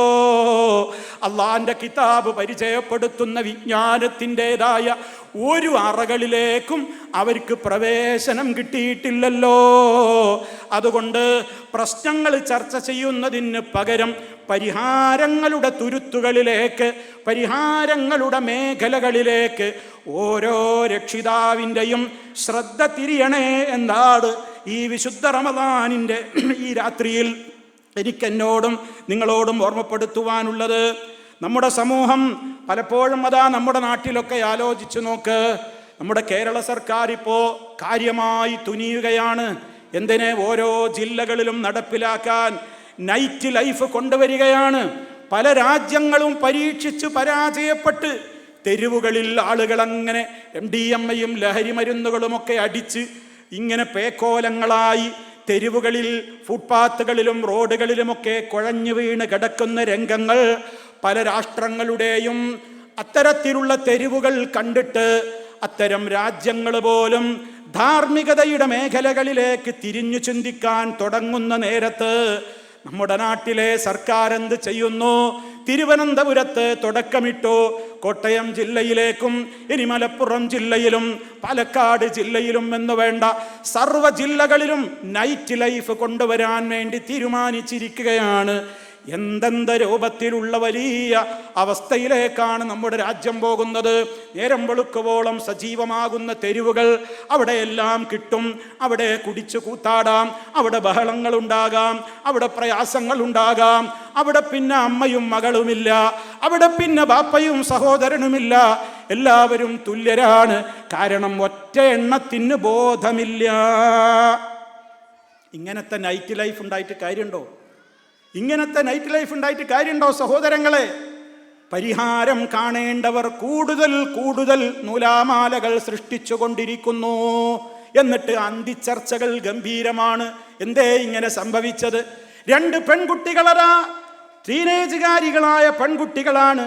ഇന്നലെ അവർ വണ്ടി കയറി വീട്ടിൽ നിന്ന് ഇറങ്ങിപ്പോയി. 2 പെൺകുട്ടികളാണ്. ഓർക്കണം, ആൺകുട്ടികളായ നമ്മുടെയൊക്കെ ആ കാലത്തേക്ക് പോലും ഒന്ന് തിരിഞ്ഞു നോക്ക്. നമുക്ക് നമ്മുടെ രാജ്യം വിട്ട് അടുത്ത ഒരു പഞ്ചായത്തിലേക്ക് ഒറ്റക്ക് പോകാൻ ധൈര്യം വന്നിരുന്നോ? ഇന്നിപ്പോൾ കേരളം വിട്ടു. അവർ പോയി ബോംബെയിലിറങ്ങി. ബോംബെയിലിറങ്ങിയിട്ട് ഏറ്റവും ഉന്നതമായ നിലക്ക് അവർക്ക് തോന്നിയ ഒരു സലൂണിൽ അവർ കയറി. സലൂണിൽ കയറിയിട്ട് അവർ പറഞ്ഞു, മുടിയൊന്ന് ബോബ് ചെയ്യണം, മോഡലൊന്ന് മാറ്റണം, ലിപ്സ്റ്റിക്കൊക്കെ ഇടണം, മുഖത്തിൻ്റെ ഷേപ്പ് തന്നെ മാറ്റണം, പുരികമൊക്കെ ഒന്ന് ത്രെഡ് ചെയ്യണം, ഒന്ന് മോഡലൊന്ന് കൃത്യമായി മാറ്റണം. ചോദിച്ചു, ആ സലൂൺ നടത്തിപ്പുകാരി ചോദിച്ചു, മക്കളെ നിങ്ങൾ എവിടുന്നാ വരുന്നത്? ഞങ്ങൾ കേരളത്തിൽ മഞ്ചേരിക്കാരാണ്. നിങ്ങൾ അങ്ങോട്ടാ പോകുന്നത്? ഞങ്ങൾ ഈ ബോംബെയിൽ വന്നതാണ്. എന്താ നിങ്ങൾക്കിവിടെ? ഞങ്ങളുടെ ഒരു കൂട്ടുകാരൻ്റെ ഒരു ഫ്രണ്ടിൻ്റെ കല്യാണത്തിന് വന്നതാണ്. അയാൾ മലയാളിയാണോ? അല്ല. അയാൾ ഹിന്ദിക്കാരനാണോ? അതെ. നിങ്ങൾക്കെന്താണ് പരിചയം? കൂടെ പഠിച്ചവരാണോ? അല്ല. ഞങ്ങൾ ഇൻസ്റ്റയിലൂടെ പരിചയപ്പെട്ട് ഫ്രണ്ട്സ് ആയതാണ്. ഇൻസ്റ്റയിലൂടെയുള്ള പരിചയത്തിന് വേണ്ടി ബോംബെയിലെ തെരുവീതികളിൽ പോയിട്ട് മുടി ബോബ് ചെയ്ത് പുരികം ത്രെഡ് ചെയ്ത് കല്യാണത്തിന് പോകാനെന്ന പേരിൽ സ്വന്തം പെറ്റിയ തള്ളയുടെ മനസ്സ് നോയിപ്പിച്ചിട്ട് മാതാപിതാക്കളുടെ മനസ്സിനെ വേദനിപ്പിച്ച് അവരുടെ മനസ്സിൽ തീക്കോരിയിട്ടിട്ട് അവരുടെ ഉറക്കം നഷ്ടപ്പെടുത്തിയിട്ട് 2 പെൺകുട്ടികൾ അങ്ങ് ബോംബെയിലേക്ക് പോയി. അവരിപ്പോ തിരികെ വീട്ടിലേക്ക് എത്തിയിട്ടുണ്ട്. പരാതി എന്തെന്നല്ലേ? ഉപ്പ മുടി ബോബ് ചെയ്യാൻ സമ്മതിക്കാത്ത ഉപ്പയാണ്, പുരികം ത്രെഡ് ചെയ്യാൻ അനുവദിക്കാത്ത ഉപ്പയാണ്, ആഗ്രഹങ്ങൾക്ക് എതിരി നിൽക്കുന്നു എന്നൊക്കെയാണ് ആ മക്കൾ പറയുന്നത്. ഞാൻ അതിൻ്റെ തെറ്റുശരികളിലേക്കല്ല പോകുന്നത്. അമിതമായ നിലക്ക് അർഹതപ്പെട്ട അവകാശങ്ങൾ പോലും അനുവദിച്ചു കൊടുക്കാത്ത മാതാപിതാക്കൾ ഉണ്ടെങ്കിൽ അത് വേറെ വിഷയമാണ്. കുട്ടികൾ ആവശ്യപ്പെടുന്ന ഹലാലായ കാര്യങ്ങൾക്ക് പോലും അനുവാദം കൊടുക്കാതെ അവരെ സ്നേഹിക്കുന്നു എന്ന പേരിൽ അവരെ വെറുപ്പിക്കുന്ന പ്രവർത്തനങ്ങൾ കാണിക്കുന്ന രക്ഷിതാക്കളുണ്ടെങ്കിൽ അവരും തിരുത്തണം. സ്നേഹം എന്നത് നമ്മുടെ മനസ്സിൽ വെക്കാനുള്ളതല്ല, അത് പ്രകടിപ്പിക്കാനുള്ളതാണ്. മക്കൾക്ക് തോന്നണം, എൻ്റെ ഉപ്പാക്ക് എന്നോട് സ്നേഹമുണ്ടെന്ന്, ഉമ്മാക്ക് എന്നോട് സ്നേഹമുണ്ടെന്ന് നമ്മുടെ വീട്ടിലെ മക്കൾക്ക് തോന്നണം. അതിനനുസരിച്ച് നമ്മളത് പ്രകടിപ്പിക്കണം. പക്ഷേ അത് വടിയെടുത്ത് തല്ലിയിട്ടല്ല, ഏത് സമയവും കാരണവർ ചമഞ്ഞിട്ട് അവരെ ദേഷ്യപ്പെടുത്തിയിട്ടല്ല. ഒരു കൂട്ടുകാരൻ്റെ റോളിൽ നിങ്ങളവരെ ചേർത്ത് പിടിക്ക്. നിങ്ങളുടെ മക്കൾക്ക് പുറം ലോകത്തുണ്ടാകുന്ന പ്രശ്നങ്ങൾ പറയാൻ ഒന്നാമത്തെ കോടതി നിങ്ങൾ തന്നെയാവണം, നിങ്ങളുടെ വീടാവണം. ഉപ്പയെ വിശ്വസിക്കണം, ഉമ്മയെ വിശ്വസിക്കണം. കുട്ടികൾ എന്തെങ്കിലും ഒന്ന് വന്ന് പറയുമ്പോഴേക്ക് എടുത്ത പടി അതിനോട് ചൂടായി കഴിഞ്ഞാൽ പിന്നീട് അവർ നമ്മളോട് പറയില്ല, പിന്നെ അടുത്ത ഓട്ടോക്കാരനോടാണ് പങ്കുവെക്കുക, അടുത്ത വീട്ടിലെ മറ്റേതോ ആളോടാണ് പങ്കുവെക്കുക, ബസ് കണ്ടക്ടറോടാണ് പങ്കുവെക്കുക, ഏതെങ്കിലും രോഗത്തിൻ്റെ വേറെ ഏതെങ്കിലും മൂലയിലുള്ള ആളുകളോടാണ് ഇൻസ്റ്റയിലൂടെ, ഫേസ്ബുക്കിലൂടെ, വാട്സാപ്പുകളിലൂടെ അവർ സംവദിക്കുക. അങ്ങനെ അവർക്ക് തോന്നിത്തുടങ്ങും, എൻ്റെ വീട് എനിക്ക് ജയിലാണ്, എൻ്റെ വീട്ടിൽ എൻ്റെ ഉമ്മാക്ക് എന്നോട് വെറുപ്പാണ്, ഉപ്പാക്ക് എന്നോട് സ്നേഹമില്ല, അതുകൊണ്ട് ഇനി ഇവിടെ നിന്നുകൂടാ. എന്നോട് സ്നേഹം കാണിച്ച് ചിരിച്ച് കൊഞ്ചുന്ന, വേണമെങ്കിൽ എനിക്കൊരു ഐസ്ക്രീം വാങ്ങിത്തരുന്ന, വേണമെങ്കിൽ എനിക്കൊരു ചായ ഓഫർ ചെയ്തു തരുന്ന, വേണമെങ്കിൽ എനിക്കൊരു ഫ്രീ ലിഫ്റ്റ് തരുന്ന എൻ്റെ ഇയാളാണ് എന്നെ സ്നേഹിക്കുന്നത്, എൻ്റെ ഉമ്മയല്ല, എൻ്റെ ഉപ്പയല്ല എന്ന് തോന്നി തുടങ്ങുന്ന പ്രവർത്തനങ്ങൾക്ക് ഏതെങ്കിലും രക്ഷിതാക്കൾ കാരണക്കാരായി മാറുന്നുണ്ടെങ്കിൽ അതും തിരുത്തേണ്ടതാണ്. പക്ഷേ അതോടൊപ്പം ഹറാമായ ഒരു കാര്യത്തിനും മക്കൾക്ക് കൂട്ടുനിൽക്കുവാനും പാടില്ല. തിരുത്തേണ്ട ശൈലികളുണ്ട്, തിരുത്തിക്കൊടുക്കേണ്ട വാചകങ്ങൾ പോലുമുണ്ട്. സ്നേഹത്തോടെ ചേർത്ത് പിടിക്കണം, അപ്പോഴേ അവർ വീട് വിട്ട് പോകാതിരിക്കുകയുള്ളൂ. ഇനി വീട് വിട്ട് പോകുന്ന മനസ്സെങ്ങനെ ഉണ്ടായി? അതാരാ ഇവിടെ ഉണ്ടാക്കിയത്? എന്തും ചെയ്യുവാനുള്ള ഒരു മനസ്സിവിടെ മക്കളുടെ മനസ്സിൽ കൊടുത്തതാരാണ്? പണ്ടൊക്കെ പുസ്തക സഞ്ചികളിൽ കണ്ണിമാങ്ങയാണുണ്ടായിരുന്നത്, മയിൽപീലിയാണുണ്ടായിരുന്നത്. ഇന്ന് പഠിക്കാൻ പോകുന്ന കുട്ടികളുടെ പുസ്തക സഞ്ചിയിൽ ലിപ്സ്റ്റിക്കുകളാണ്, അതേപോലെ തന്നെ സൗന്ദര്യ സംവർദ്ധക വസ്തുക്കളാണ്, മേക്കപ്പിൻ്റെ പെട്ടികളാണ്. പണ്ട് ജോമെട്രി ബോക്സായിരുന്നു ഉണ്ടായിരുന്നതെങ്കിൽ ഇന്ന് മേക്കപ്പ് ബോക്സുകളാണ് നമ്മുടെ പെൺമക്കളുടെ പുസ്തക സഞ്ചിയിലുള്ളത്. അതേപോലെ തന്നെ MDMA-യുടെയും കഞ്ചാവിൻ്റെയും പൊതികളാണുള്ളത്. തൻ്റെ സഹപാഠിയുടെ തലയോട്ടി തച്ച് തകർക്കുവാൻ വേണ്ടി പാകമുള്ള നഞ്ചക്കുകളാണ് അവരുടെ ബാഗുകളിലുള്ളത്. അവൻ്റെ മുഖം ഇടിച്ച് ചമ്മന്തിയാക്കി അവൻ്റെ കണ്ണുകൾ ഉള്ളിലേക്ക് തള്ളിയിട്ട് അതിന് മാത്രം മാരകമായ നിലക്കുള്ള ഇടിവളകളുമായിട്ടാണ് നമ്മുടെ മക്കൾ സ്കൂളിലേക്ക് പോകുന്നത്. ഷഹബാസ് എന്ന് പറയുന്ന പൊന്നുമോനെ ഇടിച്ച് ചമ്മന്തിയാക്കിയിട്ട് അവൻ തൻ്റെ കൂട്ടുകാർക്ക് നൽകിയ ഒരു വാട്സപ്പ് മെസ്സേജ് മീഡിയകൾ ഇവിടെ പ്രദർശിപ്പിച്ചല്ലോ. ഒന്ന് പോയി നോക്കടാ ഷഹബാസിൻ്റെ മുഖം, അവൻ്റെ കണ്ണ് പോലും കാണാത്ത വിധത്തിൽ ഞാൻ ഇടിച്ച് ചമ്മന്തിയാക്കിയിട്ടുണ്ട്. ഇടിവള ഈ കുട്ടികൾക്ക് എവിടെ നിന്ന് കിട്ടി? ഇടിവള അവൻ്റെ സ്കള്ള് തകർന്നു പോയിട്ടുണ്ട്. മാരകമായ നിലക്കുള്ള നഞ്ചക്കെന്ന് പറയുന്ന ഇരുതലയും പിടിച്ചുകൊണ്ട് മിന്നുന്ന അതിശക്തമായി മനുഷ്യനെ പ്രഹരിച്ച് കൊല്ലുവാൻ തക്ക ശേഷിയുള്ള നഞ്ചക്കെന്ന് പറയുന്ന ഈ മാരകമായ ആയുധം കുട്ടികൾക്ക് എവിടെ നിന്ന് കിട്ടി? അവരുടെ പുസ്തക സഞ്ചികളിൽ ഇതെവിടെ നിന്ന് വന്നു? ഇത് ഉപയോഗിക്കുന്നതിനെതിരെ അല്ലെങ്കിൽ കുട്ടികൾ മോശപ്പെട്ട ഒരു പ്രവർത്തനം ചെയ്യുമ്പോൾ തനിക്ക് അറിവ് പകർന്നു തരുന്ന തൻ്റെ പ്രിയപ്പെട്ട ഗുരുനാഥൻ ഓഫീസിലേക്ക് വിളിച്ചു വരുത്തിയിട്ട് പൊന്നുമോനെ നീ ഇങ്ങനെയൊന്നും നടന്നാൽ പോരാ, നീ ഇതൊന്നും ചെയ്യല്ലേ എന്ന് പറഞ്ഞാൽ പോലും ആ ഗുരുനാഥന്റെ മുഖത്തേക്ക് വിരൽ ചൂണ്ടിയിട്ട് മാഷേ നിങ്ങൾ സദാചാര പോലീസ് ചമയണ്ട, നിങ്ങൾക്ക് സർക്കാർ ഞങ്ങളെ പഠിപ്പിക്കാനാ ശമ്പളം തരുന്നത്, അത് വാങ്ങി പോക്കറ്റിലിട്ട് പോയാൽ മതി. എൻ്റെ ഫോണ് പിടിച്ചു വെക്കാനോ എൻ്റെ പുസ്തക സഞ്ചി പരിശോധിക്കാനോ ഒന്നും നിങ്ങളെ ഇവിടെ സർക്കാർ ഏൽപ്പിച്ചിട്ടില്ല. അതുകൊണ്ട് മര്യാദക്ക് എൻ്റെ ഫോണിങ് തന്നോ, ഇല്ലെങ്കിലും മാഷേ നിങ്ങൾ വിവരമറിയും, പുറത്തേക്ക് ഇറങ്ങൂ മാഷേ, നിങ്ങളെ ഞാൻ തീർത്ത് കളയും, ഞാൻ പറഞ്ഞാൽ പറഞ്ഞതാണ്, എന്നെ നിങ്ങൾക്കറിയില്ല എന്നൊക്കെ ഗുരുനാഥന്റെ മുഖത്തേക്ക് വിരൽ ചൂണ്ടിയിട്ട് 6ാം ക്ലാസ്സുകാരനും 8ാം ക്ലാസ്സുകാരനുമൊക്കെ പറയാനുള്ള ഈ ഒരു ധൈര്യം എവിടെ നിന്ന് കിട്ടി? എവിടുന്നാണ് ഇതൊക്കെ കിട്ടിയത്? അവിടെയാണ് ചോദ്യത്തിന് ഉത്തരം വരുന്നത്. നിരീശ്വര നിർമ്മതവാദികൾ അവരഴിഞ്ഞാടി സോഷ്യൽ മീഡിയകളിലൂടെ. കൊറോണയ്ക്ക് ശേഷം സൈബർ ലോകം സജീവമായി. കൊച്ചുകുട്ടികൾക്ക് പോലും പഠിക്കാനുള്ള മീഡിയകൾ നമ്മുടെ ഫോണുകളായി. അതിൽ അവർ കണ്ടുവരുന്ന റീൽസുകൾ, അതിൽ അവരുടെ കണ്ണുകളിലൂടെ കടന്നു പോകുന്ന ദൃശ്യങ്ങൾ ഒരു 25 വയസ്സുള്ള ചെറുപ്പക്കാരനും ചെറുപ്പക്കാരിക്കും മാത്രം അവരുടെ മണിയറയിൽ ചെന്നാൽ സംവേദ്യമായിരുന്ന വിജ്ഞാനത്തിൻ്റെ കലവറകളാണ് 6ഉം 7ഉം 8ഉം വയസ്സുള്ള നമ്മുടെ കൊച്ചുമക്കളെന്ന് റീൽസുകളിലൂടെ ആസ്വദിച്ചു കൊണ്ടിരിക്കുന്നത്. അവരെ ആരാണ് നിയന്ത്രിക്കേണ്ടത്? അതിന് വളം വെച്ചു കൊടുക്കുന്ന വിധത്തിൽ ആളുകൾ കുറേ മുദ്രാവാക്യങ്ങൾ ക്യാമ്പസുകളിൽ വെച്ചു. ക്യാമ്പസുകളിൽ അവർ കുട്ടികൾ സ്കൂളിലേക്ക് കയറി ചെല്ലുമ്പോൾ തന്നെ അവർ ചില മുദ്രാവാക്യങ്ങൾ വെച്ചു. My body my choice, my life my choice. എൻ്റെ ജീവിതം അത് തീരുമാനിക്കേണ്ടത് ഞാനാണ്, എൻ്റെ സ്കൂളിലെ മാഷന്മാരല്ല, എന്നെ പെറ്റ എൻ്റെ തള്ളയല്ല, എന്നെ പോറ്റുന്ന എൻ്റെ ഉപ്പയല്ല, ആരുമല്ല. എൻ്റെ ബോഡി എൻ്റെ ചോയ്സാണ്, എൻ്റെ തീരുമാനമാണ്.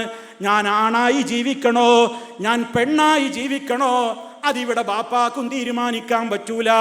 അതുകൊണ്ട് നമ്മുടെ കേരള സർക്കാർ ഇപ്പോൾ വിദ്യാഭ്യാസ പരിഷ്കരണത്തിൻ്റെ മേഖലയിലൂടെ മുന്നോട്ട് പോയിട്ട് അതാ സ്കൂളിലേക്ക് നിങ്ങൾ നിങ്ങളുടെ കൊച്ചുമോളെ കൊച്ചുമോൻ്റെ കൈ പിടിച്ചിട്ട് മാഷുടെ മുമ്പിലേക്ക് അഡ്മിഷൻ രജിസ്റ്ററിലേക്ക് ചെന്ന് നോക്കുമ്പോൾ ജെൻഡർ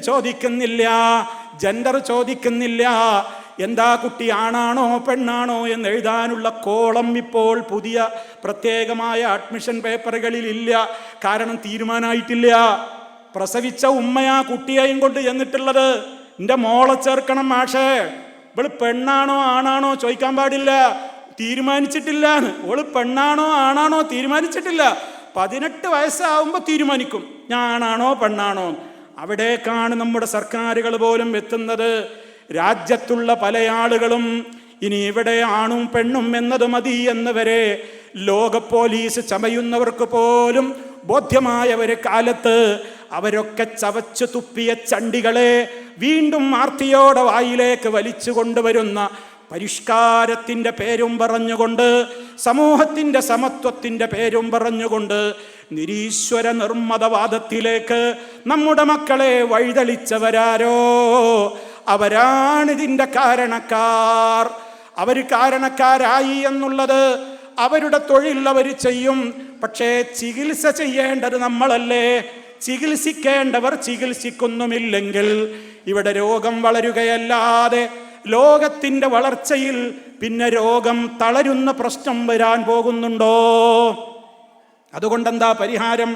അതാ ഇസ്ലാം പറയുന്നത്, ധാർമ്മികതയുടെ ലോകത്തേക്ക് വന്നോളൂ, അള്ളാനെ അറിഞ്ഞോളൂ, പരലോകത്തെ പേടിച്ചോളൂ, ആ വിദ്യാഭ്യാസം നൽകിക്കോളൂ, കുട്ടികൾക്കത് കൊടുത്തോളൂ. ഉമ്മമാരെ, രക്ഷിതാക്കളെ, പല കേസുകളും കേൾക്കുമ്പോൾ നമ്മളിങ്ങനെ ചിന്തിച്ചിരുന്നു, അതൊക്കെ അങ്ങ് പാശ്ചാത്യൻ രാജ്യങ്ങളിലാണ്, അതൊക്കെ വേറെ ഏതോ രാഷ്ട്രങ്ങളിലാണ്, നമ്മുടെ വീടകങ്ങളിലാണ് ഇതൊക്കെ ഇപ്പോൾ നടന്നുകൊണ്ടിരിക്കുന്നത് എന്ന തിരിച്ചറിവാണ് നമ്മൾക്കുണ്ടാകേണ്ടത്. അതേപോലെ തന്നെ സ്ത്രീകളോട് വലിയ ക്രൂരത കാണിച്ചു ഇസ്ലാം എന്നാണ് ചിലരൊക്കെ പുരപ്പുറത്ത് കയറി കൂവുന്നത്. ഇസ്ലാം വിളിക്കുന്നു, സ്ത്രീകളെ സുരക്ഷ വേണോ? ഖുർആനിലേക്ക് മടങ്ങിക്കോ.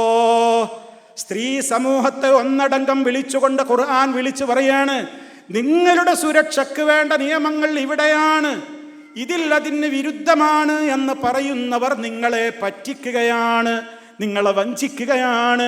അതുകൊണ്ട് സ്ത്രീകൾക്ക് വലിയ രൂപത്തിലുള്ള ആദരവാണ് ഇസ്ലാം നൽകിയത്. അതുകൊണ്ട് അവരോട് പറഞ്ഞു, നിങ്ങളുടെ ശരീരത്തിന് പുരുഷ ശരീരത്തെ അപേക്ഷിച്ച് അതിൻ്റെ ഹോർമോണുകളിലാണെങ്കിലും രൂപഭാവങ്ങളിലാണെങ്കിലും ആകർഷണീയതയിലാണെങ്കിലും അതിൻ്റെതായ നേർമ്മയിലാണെങ്കിലുമൊക്കെ പ്രകൃത്യാ ചില വ്യത്യാസങ്ങളുണ്ട്. അതുകൊണ്ട് നിങ്ങളുടെ ബോഡി പ്രായപൂർത്തി എത്തിക്കഴിഞ്ഞാൽ നിങ്ങൾ ചില ഭാഗങ്ങളൊക്കെ ചിലരിൽ നിന്ന് മറച്ചു വെച്ച് നിങ്ങൾ ജീവിക്കാവൂ. ഇല്ലെങ്കിൽ നിങ്ങൾക്ക് അറ്റാക്ക് ഉണ്ടാകും, ഇല്ലെങ്കിൽ നിങ്ങളെ പിടിച്ചു പറിക്കാൻ ആളുകൾ വരും, ഇല്ലെങ്കിൽ നിങ്ങളെ ബലാത്സംഗം ചെയ്യാനും നിങ്ങളെ കയറി പിടിക്കാനുമൊക്കെ ആളുകൾ ഉണ്ടാകും. അതുകൊണ്ട് നിങ്ങളുടെ ശരീരത്തിൻ്റെ അലങ്കാരങ്ങൾ നിങ്ങൾക്ക് വിഹിതമായി അനുവദിക്കപ്പെട്ടു തരുന്ന ഭർത്താവിൻ്റെ മുമ്പിലല്ലാതെ നിങ്ങൾ വെളിവാക്കുവാൻ പാടില്ല. അതുകൊണ്ട് സ്ത്രീ സമൂഹത്തിന് പർദ ഇസ്ലാം നിർബന്ധമാക്കിയത്. പർദ എന്ന് പറയുമ്പോൾ ഒരു പ്രത്യേക വേഷത്തെയല്ല ഞാൻ പറയുന്നത്. ഒരു സ്ത്രീയെ സംബന്ധിച്ചിടത്തോളം അവളുടെ ശരീരത്തിൻ്റെ നിമ്നോന്നതികൾ അന്യപുരുഷന് കണ്ട് ആസ്വദിക്കാനാവാത്ത നിലക്ക് മറച്ചുകൊണ്ടുള്ള ഒരു വസ്ത്രധാരണ രീതി, അത് സ്ത്രീക്ക് അവഹേളനമല്ല, അവൾക്ക് അഭിമാനമാണ്, അവൾക്ക് ആദരവാണ്. പെണ്ണിനെ അപമാനിക്കാനല്ല പർദ, പെണ്ണിനെ അവഹേളിക്കാനല്ല പർദ, അവളെ ആദരിക്കാനാണ്, അവളുടെ സുരക്ഷയ്ക്ക് വേണ്ടിയാണ്. വിശുദ്ധ ഖുർആനിന്റെ വിളിയാളം നോക്കൂ, യാ അയ്യുഹൻ നബിയു, ഓ പ്രവാചകരെ, അങ്ങയുടെ ഭാര്യമാരോട്, അങ്ങയുടെ പെൺമക്കളോട്, അല്ലാവനിസായിൽ മുഅ്മിനീൻ, ലോകത്തുള്ള മുഴുവൻ വിശ്വാസികളുടെയും സ്ത്രീകളോട് പറഞ്ഞേക്കൂ നബിയേ, യുദ്നീന അലൈഹിന്ന മിൻ ജലാബീബിഹിന്ന, അവരുടെ മേൽവസ്ത്രങ്ങൾ അവർ മാറിലൂടെ താഴ്ത്തിയിടട്ടെ എന്നിങ്ങനെ വിശദമായി അതിൻ്റെ തുടർന്നുള്ള വചനങ്ങളിലും പറയുന്നുണ്ട്.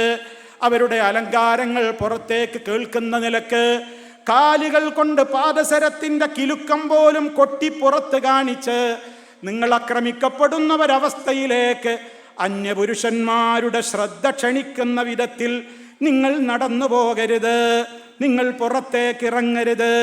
നിങ്ങൾ സംസാരിക്കുമ്പോൾ പോലും തേൻ പുരട്ടി സംസാരിക്കാതിരിക്കാൻ നോക്കണം.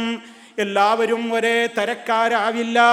നിങ്ങളുടെ സംസാരം കേട്ടിട്ട് ആ സംസാരത്തിൽ ചില മാനസിക രോഗമുള്ള പുരുഷന്മാർക്ക് ചില ദുഷിച്ച വാസനകൾ, ചില ദുഷിച്ച ചിന്തകൾ മുളപൊട്ടുവാൻ കാരണമായേക്കുന്ന വിധത്തിൽ കൊഞ്ചിക്കുഴഞ്ഞുകൊണ്ട് നിങ്ങൾ അന്യപുരുഷന്മാരോട് സംസാരിക്കരുതേ. അത് നിങ്ങളുടെ പാരതന്ത്ര്യമല്ല, നിങ്ങളിൽ അവരുടെ ഒരു കാമനോട്ടം വരാതിരിക്കാനാണ്. അതേ അവസരത്തിൽ നല്ല വാക്കുകൾ നിങ്ങൾ പറയുകയും വേണം. ഇതൊക്കെ സ്ത്രീകളോട് പറഞ്ഞതെന്തിനാ? അവരുടേതായ സുരക്ഷിതത്വത്തിന് വേണ്ടി തന്നെയാണ്. ഒരന്യപുരുഷനും ഒരന്യ സ്ത്രീയും ഒരിടത്തും തനിച്ചാവാൻ പാടില്ല. ഒരന്യപുരുഷനും ഒരന്യ സ്ത്രീയെ വഴിവിട്ട നിലക്കുള്ള നോട്ടം നോക്കാൻ പാടില്ല. കാരണം അനാവശ്യമായ നോട്ടം കണ്ണിൻ്റെ വ്യഭിചാരമാണ്. അനാവശ്യമായ സംസാരം നാവിൻ്റെ വ്യഭിചാരമാണ്. അനാവശ്യമായ കാര്യങ്ങൾ കേൾക്കൽ, അശ്ലീലതകൾ കേട്ട് ആസ്വദിക്കൽ ചെവിയുടെ വ്യഭിചാരമാണ്. എത്രയെത്ര നിയമങ്ങളായി ഇസ്ലാം പഠിപ്പിച്ചത്. കണ്ണുകൾ നിങ്ങൾ താഴ്ത്തണം. പുരുഷനോടും പറഞ്ഞു, സ്ത്രീയോടും പറഞ്ഞു. ഇതൊക്കെ എന്തിനാ? ആ സ്ത്രീകൾ സമൂഹത്തിൽ മാന്യകളാണെന്നറിയപ്പെടാനാണ്. വലായുദൈൻ, അവർ പീഡിപ്പിക്കപ്പെടാതിരിക്കാനുമാണ്. അടിവരയിട്ടോ, അവർ പീഡിപ്പിക്കപ്പെടാതിരിക്കാനാണ് ഈ നിയമങ്ങളെന്ന് വിശുദ്ധ ഖുർആൻ. ഇവർ പറയുന്നു പെണ്ണിനെ പീഡിപ്പിക്കണേ, പർദ്ദ നിർബന്ധാക്കിയിട്ട് പെണ്ണിനെ പീഡിപ്പിക്കണേ. അള്ളാഹ് വിളിച്ചു പറയുന്നു പെണ്ണിനെ പീഡിപ്പിക്കാനല്ല, പെണ്ണിനെ പീഡിപ്പിക്കാതിരിക്കാനാണ്. അതുകൊണ്ടല്ലേ സിനിമാ നടീ നടന്മാർക്ക് പോലും തോന്നിയ കാലമാണ്. എത്രയെത്ര വാർത്തകൾ പുറത്തേക്ക് വന്നു. ലോകത്ത് മീ ടു എന്ന് പറഞ്ഞൊരു ക്യാമ്പയിന് പോലും സിനിമാ നടിമാര് നടത്തി. മീ ടു, എന്നെയും ആക്രമിച്ചിട്ടുണ്ട്, എനിക്കും പറയാനുണ്ട്. എന്നെയും ആ നടൻ ആക്രമിച്ചിട്ടുണ്ട്, എന്നെയും ആ പ്രൊഡ്യൂസറെ ആക്രമിച്ചിട്ടുണ്ട്, എന്നെയും ആ സംവിധായകൻ ആക്രമിച്ചിട്ടുണ്ട്, എന്നെയും ആ സഹനടൻ പീഡിപ്പിച്ചിട്ടുണ്ട്. ഞാനുമുണ്ടത് പറയാൻ എന്നിങ്ങനെ പറഞ്ഞ് മീ ടു ക്യാമ്പയിൻ ആരംഭിച്ചു. നിയമങ്ങൾ കൊണ്ടുവന്നു. ഒരുപാട് ആളുകളുടെ പേരിൽ കേസുകൾ ഉണ്ടായി. എവിടുന്നാ നോക്കണം? ചെളിക്കുണ്ടിൽ നിന്നാണ് നാറ്റത്തിൻ്റെ കംപ്ലൈന്റ് വരുന്നത്. ഇറങ്ങി നിൽക്കുന്നത് ചെളിക്കുണ്ടിൽ. ആ ചെളിക്കുണ്ട് എന്ന് പറയുന്നത് മാലിന്യത്തിൻ്റെ ചെളിക്കുണ്ടാണ്. അതിലിറങ്ങി നിൽക്കുന്നവന് പോലും സഹിക്കാഞ്ഞിട്ടവൻ മൂക്കുപൊത്തിയിട്ട് പറയുന്നു നാറ്റം, നാറ്റം. ആകെ ആക്രമിക്കാനും പീഡിപ്പിക്കാനും ആവശ്യമായ വേഷവും ഡാൻസും കെട്ടിപ്പിടിക്കലും ഉമ്മവക്കലും ഒക്കെ നടത്തുന്ന മേഖലയിൽ നിന്നിട്ടാ പറയണത് സഹിക്കാൻ പറ്റണില്ല. അതാ ഖുർആൻ വിളിക്കുന്നത്, പെണ്ണേ അടങ്ങി ഒതുങ്ങി നിന്നോ, നിന്റെ സുരക്ഷക്കാണ് ഈ പറയുന്നത്. അപ്പൊ വിളിച്ചു പറഞ്ഞു, പെണ്ണിനെ പർദ്ദക്കുള്ളിൽ പൊതിഞ്ഞു. കാട്ടാള നിയമമാണ് മുഹമ്മദിൻ്റെത്, ക്രൂരമായ നിയമമാണ് മുഹമ്മദിൻ്റെത്. പെണ്ണിനെ 4 ചുമരുകൾക്കുള്ളിൽ അടച്ചിട്ടിരിക്കുകയാണ്, അടുക്കളയിലെ പുഴുവാക്കിയിരിക്കുകയാണ്. മാത്രമല്ല ആണിന് കൊടുക്കുന്നതിൻ്റെ പകുതിയെ പെണ്ണിന് കൊടുക്കൂ. നേരത്തെ ഇവിടെ ഇക്ബാൽ ഇവിടെ നമ്മുടെ സഹോദരൻ സൂചിപ്പിച്ചില്ലേ, ഷുക്കൂർ സാഹിബ് സൂചിപ്പിച്ചില്ലേ ഒരു വീഡിയോ ചെയ്തതിനെ സംബന്ധിച്ച്. നമ്മുടെ ഡൽഹിയിലേക്ക്, നമ്മുടെ കേരളത്തിൽ നിന്നൊരു താത്ത വണ്ടി കയറി. എന്തിനാ വണ്ടി കയറിയതെന്നോ? ഞാൻ ഡൽഹിയിൽ പാർലമെന്റിന്റെ മുമ്പിൽ കിടന്നു മരിക്കും. എന്തിനാ ഞാൻ മരിക്കുന്നത്? ഈ രാജ്യത്തുള്ള 9 കോടി മുസ്ലിം സ്ത്രീകൾക്കും ഇനി ലോകാവസാനം വരെ ജനിക്കാനിരിക്കുന്ന മുഴുവൻ മുസ്ലിം പെൺകുട്ടികൾക്കും നീതി കിട്ടാൻ വേണ്ടി ഞാൻ പാർലമെന്റിന്റെ മുമ്പിൽ ജീവൻ വെടിയും. ജീവനൊന്നും വെടിഞ്ഞില്ല താത്ത, നാട്ടിൽ തന്നെ വണ്ടി കയറി. നിയമമൊന്നും മാറിയില്ല. എന്താ പ്രശ്നം എന്നറിയോ? ഇസ്ലാം വളരെ ക്രൂരമായ നിയമമാണ്. ആണിൻ്റെ പകുതിയെ പെണ്ണിന് കൊടുക്കുന്നുള്ളൂ. ഇതിനേക്കാൾ വലിയ അനീതി എന്താ വേണ്ടത്? ഇതല്ലേ വലിയ നീതിയുടെ ഗ്രന്ഥമെന്ന് പറയുന്ന ഖുർആൻ. മാറ്റി എഴുതണം, മാറ്റുവിൻ ചട്ടങ്ങളെ എന്ന് ഡൽഹിയിൽ പോയി പാടിയവര് ഏത് ചട്ടങ്ങളാടോ നീ മാറ്റാൻ പറയുന്നത്? തൻസീലും മിൻ ഹകീമിൻ ഹമീദ്. ലോകത്തിൻ്റെ മുഴുവൻ നാടിമിടിപ്പുകൾ അറിയുന്ന ത്രികാലജ്ഞാനിയായ ഹക്കീമും ഹമീദുമായ റഹ്മാനായ റബ്ബിറക്കിയ നിയമത്തെ ചോദ്യം ചെയ്യാൻ എങ്ങനെ സാധിക്കുന്നു? ചില പെണ്ണുങ്ങളൊക്കെ കമന്റ് അടിച്ചു. എന്ത്? താത്ത പറയുന്നതിലും കുറച്ചൊക്കെ കാര്യമുണ്ട്. അതൊക്കെ മാറ്റേണ്ട നിയമം തന്നെയാണ്. ഏക സിവിൽ കോഡ് വന്നാൽ പിന്നെ ഞമ്മക്കൊക്കെ ആങ്ങളൊക്കെ കിട്ടണ അത്ര തന്നെ സ്വത്ത് ഞമ്മക്കും കിട്ടും. സിന്ദാബാദ്. അതന്നെ വരട്ടെ വരട്ടെ വരട്ടെ. തട്ടമിട്ട പെൺകുട്ടികൾ അഭിപ്രായം പറയുന്നു. ഓ മോളെ, നീ ചിന്തിച്ചിട്ടുണ്ടോ? പെണ്ണിനോട് അനീതി കാണിച്ചോ ഇസ്ലാം? ഇസ്ലാം പെണ്ണിനോട് അനീതി കാണിച്ചോ? ആണിന് കൊടുക്കേണ്ട പകുതിയെ പെണ്ണിന് കൊടുക്കാവൂ എന്ന് ഇസ്ലാം എല്ലായിടത്തും നിയമം പറഞ്ഞിട്ടുണ്ടോ? ഖുർആൻ പഠിക്കണ്ടേ? ഹദീസ് പഠിക്കണ്ടേ? എല്ലാ നിലക്കും ആണേതാ പെണ്ണേതാന്ന് നോക്കിയിട്ടല്ല ഇസ്ലാം സ്വത്തോഹരി വെക്കുന്നത്. മറിച്ചും മരിച്ചുപോയ ആളുടെ സ്വത്ത ഓഹരി വെക്കുന്നത്. അതിനാണ് അനന്തരാവകാശം എന്ന് പറയുന്നത്. ആ അനന്തരാവകാശം ഓഹരി വെക്കുമ്പോൾ മരിച്ചയാളുമായി ഏറ്റവും അടുത്ത ബന്ധമുള്ള ആൾക്കാരാരാണ് അത് നോക്കിയിട്ടാണ് കൂടുതലാകലും കുറവലാകലും. അങ്ങനെ കൂടിയാൽ അതിനതിൻ്റെ ന്യായങ്ങളുണ്ട്, കുറഞ്ഞെങ്കിൽ അതിനതിൻ്റെ ന്യായങ്ങളുണ്ട്. ഒരൊറ്റ എക്സാമ്പിൾ പറയട്ടെ. ഒരു വീട്ടിൽ ഞാനും ഉണ്ട്, എൻ്റെ പെങ്ങളും ഉണ്ട്. എൻ്റെ പെങ്ങൾക്ക് പെങ്ങളായി നിൽക്കുമ്പോഴും ചെലവില്ല. ഇനി അവളെ കല്യാണം കഴിച്ച് അളിയൻ്റെ കയ്യിൽ ഏൽപ്പിച്ചു കൊടുത്താലും അവൾക്ക് ചെലവില്ല. ഇനി അവൾ പ്രസവിച്ചൊരു ഉമ്മയായാലും അവൾക്ക് ചെലവില്ല. ഞാൻ എൻ്റെ വീട്ടിൽ അധ്വാനിക്കാനായാൽ ഞാൻ ജോലിക്ക് പോകണം. എൻ്റെ വാപ്പാനെ നോക്കണം, എൻ്റെ ഉമ്മാനെ നോക്കണം, എൻ്റെ പെങ്ങളെ നോക്കണം. ഞാൻ കല്യാണം കഴിച്ചാൽ എൻ്റെ ഭാര്യയെ നോക്കണം. എനിക്ക് മക്കളുണ്ടായാൽ എൻ്റെ മക്കളെ പോറ്റണം. എൻ്റെ വാപ്പയുണ്ടെങ്കിൽ ഉമ്മയുണ്ടെങ്കിൽ അവരെ ഒക്കെ ഞാൻ പോറ്റണം. ആർക്കാ ചെലവ്? ചെലവ് മുഴുവൻ ആണുങ്ങൾക്കാണ്. ആണുങ്ങളോടാ ഇസ്ലാം ചെലവഴിക്കാൻ പറഞ്ഞത്. പെണ്ണുങ്ങൾക്ക് ഒരു ചെലവും ഇസ്ലാം നിർബന്ധാക്കിയിട്ടില്ല. ഒരു ഭർത്താവിൻ്റെ പേരിൽ ഭാര്യയ്ക്ക് കേസ് കൊടുക്കാം. എന്തിൻ്റെ പേരിൽ? ഇയാൾ എനിക്ക് ചെലവിന് തരുന്നില്ല, ഇയാൾ എനിക്ക് നല്ല ഭക്ഷണം തരുന്നില്ല, നല്ല വസ്ത്രം വാങ്ങി തരുന്നില്ല, എനിക്ക് വീടില്ല, എന്നെ പ്രയാസപ്പെടുത്തുന്നു എന്ന് കോടതി കയറാം. ഒരു ഭാര്യയ്ക്ക് ഭർത്താവിന് ഭാര്യയെക്കുറിച്ച് കേസ് കൊടുക്കാൻ പറ്റുമോ? ഭാര്യ വലിയ ധനാഢ്യയാണ്, 4 5 ശമ്പളം പറ്റുന്ന പെണ്ണാണ്, കോടീശ്വരിയുടെ മകളാണ്. ഭർത്താവ് കഷ്ടപ്പെടുന്നുണ്ട്. ഭാര്യയോട് വല്ലതും ചോദിച്ചിട്ട് കിട്ടിയെങ്കിൽ അനുഭവിക്കാന്നല്ലാതെ ആ ഭാര്യ ഇയാൾക്ക് വല്ലതും കൊടുക്കൽ റൈറ്റ് ഉണ്ടോ? കൊടുത്തില്ലെങ്കിൽ ഭാര്യയുടെ പേരിൽ കേസ് കൊടുക്കാൻ ഇയാൾക്ക് അവകാശമുണ്ടോ? ഇല്ല. അതാണ് ഖുർആൻ പറഞ്ഞത്. ആണിനും പെണ്ണിനും സ്വത്ത് കൊടുക്കുമ്പോൾ ചില വ്യത്യാസങ്ങളൊക്കെ വരുന്നുണ്ടെങ്കിൽ അതിന് ചില കാരണങ്ങളുണ്ട്. ഒരു കാരണം പ്രകൃത്യായുള്ള കാരണമാണെങ്കിൽ മറ്റൊന്ന് വബിമാം ഫഖൂ മിൻ അംവാലിഹിം, അവരുടെ ധനങ്ങളിൽ നിന്ന് അവരാണ് ചെലവാക്കേണ്ടത്. നിങ്ങൾക്ക് ചെലവിന് കിട്ടുകയാണ്, നിങ്ങൾ ചെലവാക്കണ്ട. അപ്പൊ പിന്നെ ആണിന് കിട്ടുന്നതിൻ്റെ പകുതിയെങ്കിലും പെണ്ണിന് കിട്ടുമ്പോൾ പെണ്ണിനെ സംബന്ധിച്ചിടത്തോളം കിട്ടുന്നതൊക്കെ പോക്കറ്റ് മണിയാണ്, ഗിഫ്റ്റാണ്, എല്ലാം വരവാണ്. ചെലവ് തീരെ ഇല്ല. ഖുർആൻ അനീതി കാണിച്ചോ? ഖുർആൻ ഇവിടെ അക്രമം കാണിച്ചോ? അതേപോലെ തന്നെ ഏത് മേഖലയിലൊക്കെ അതൊക്കെ വലിയ വിഷയമാണ്. മുസ്ലിം ഉമ്മത്തെങ്കിലും പഠിക്കണം. ഇസ്ലാമിൻ്റെ അനന്തരാവകാശ നിയമങ്ങൾ നമ്മൾ പഠിക്കണം. അത് പഠിക്കാൻ തയ്യാറല്ല. അപ്പം മറ്റുള്ളവർ വന്നിട്ട് മൈക്കിയും തൂക്കി അഭിപ്രായം ചോദിക്കുമ്പോൾ ഞാനും പറയണത് ഏക സിവിൽ കോഡ് വരണം, ആണിനും പെണ്ണിനും തുല്യം കൊടുക്കണം. നമ്മുടെ മോളും പോയിട്ട് അഭിപ്രായം പറയാണ്. 1000 കുട്ടികൾ അഭിപ്രായം പറഞ്ഞിട്ടുണ്ടാവും. പക്ഷേ തട്ടമിട്ട പെണ്ണ് പറഞ്ഞ അഭിപ്രായം മാത്രം അന്തിച്ചർച്ചയിൽ 2 മണിക്കൂർ ചർച്ച ചെയ്യും. കാരണം ഒരു തട്ടമിട്ട പെണ്ണ.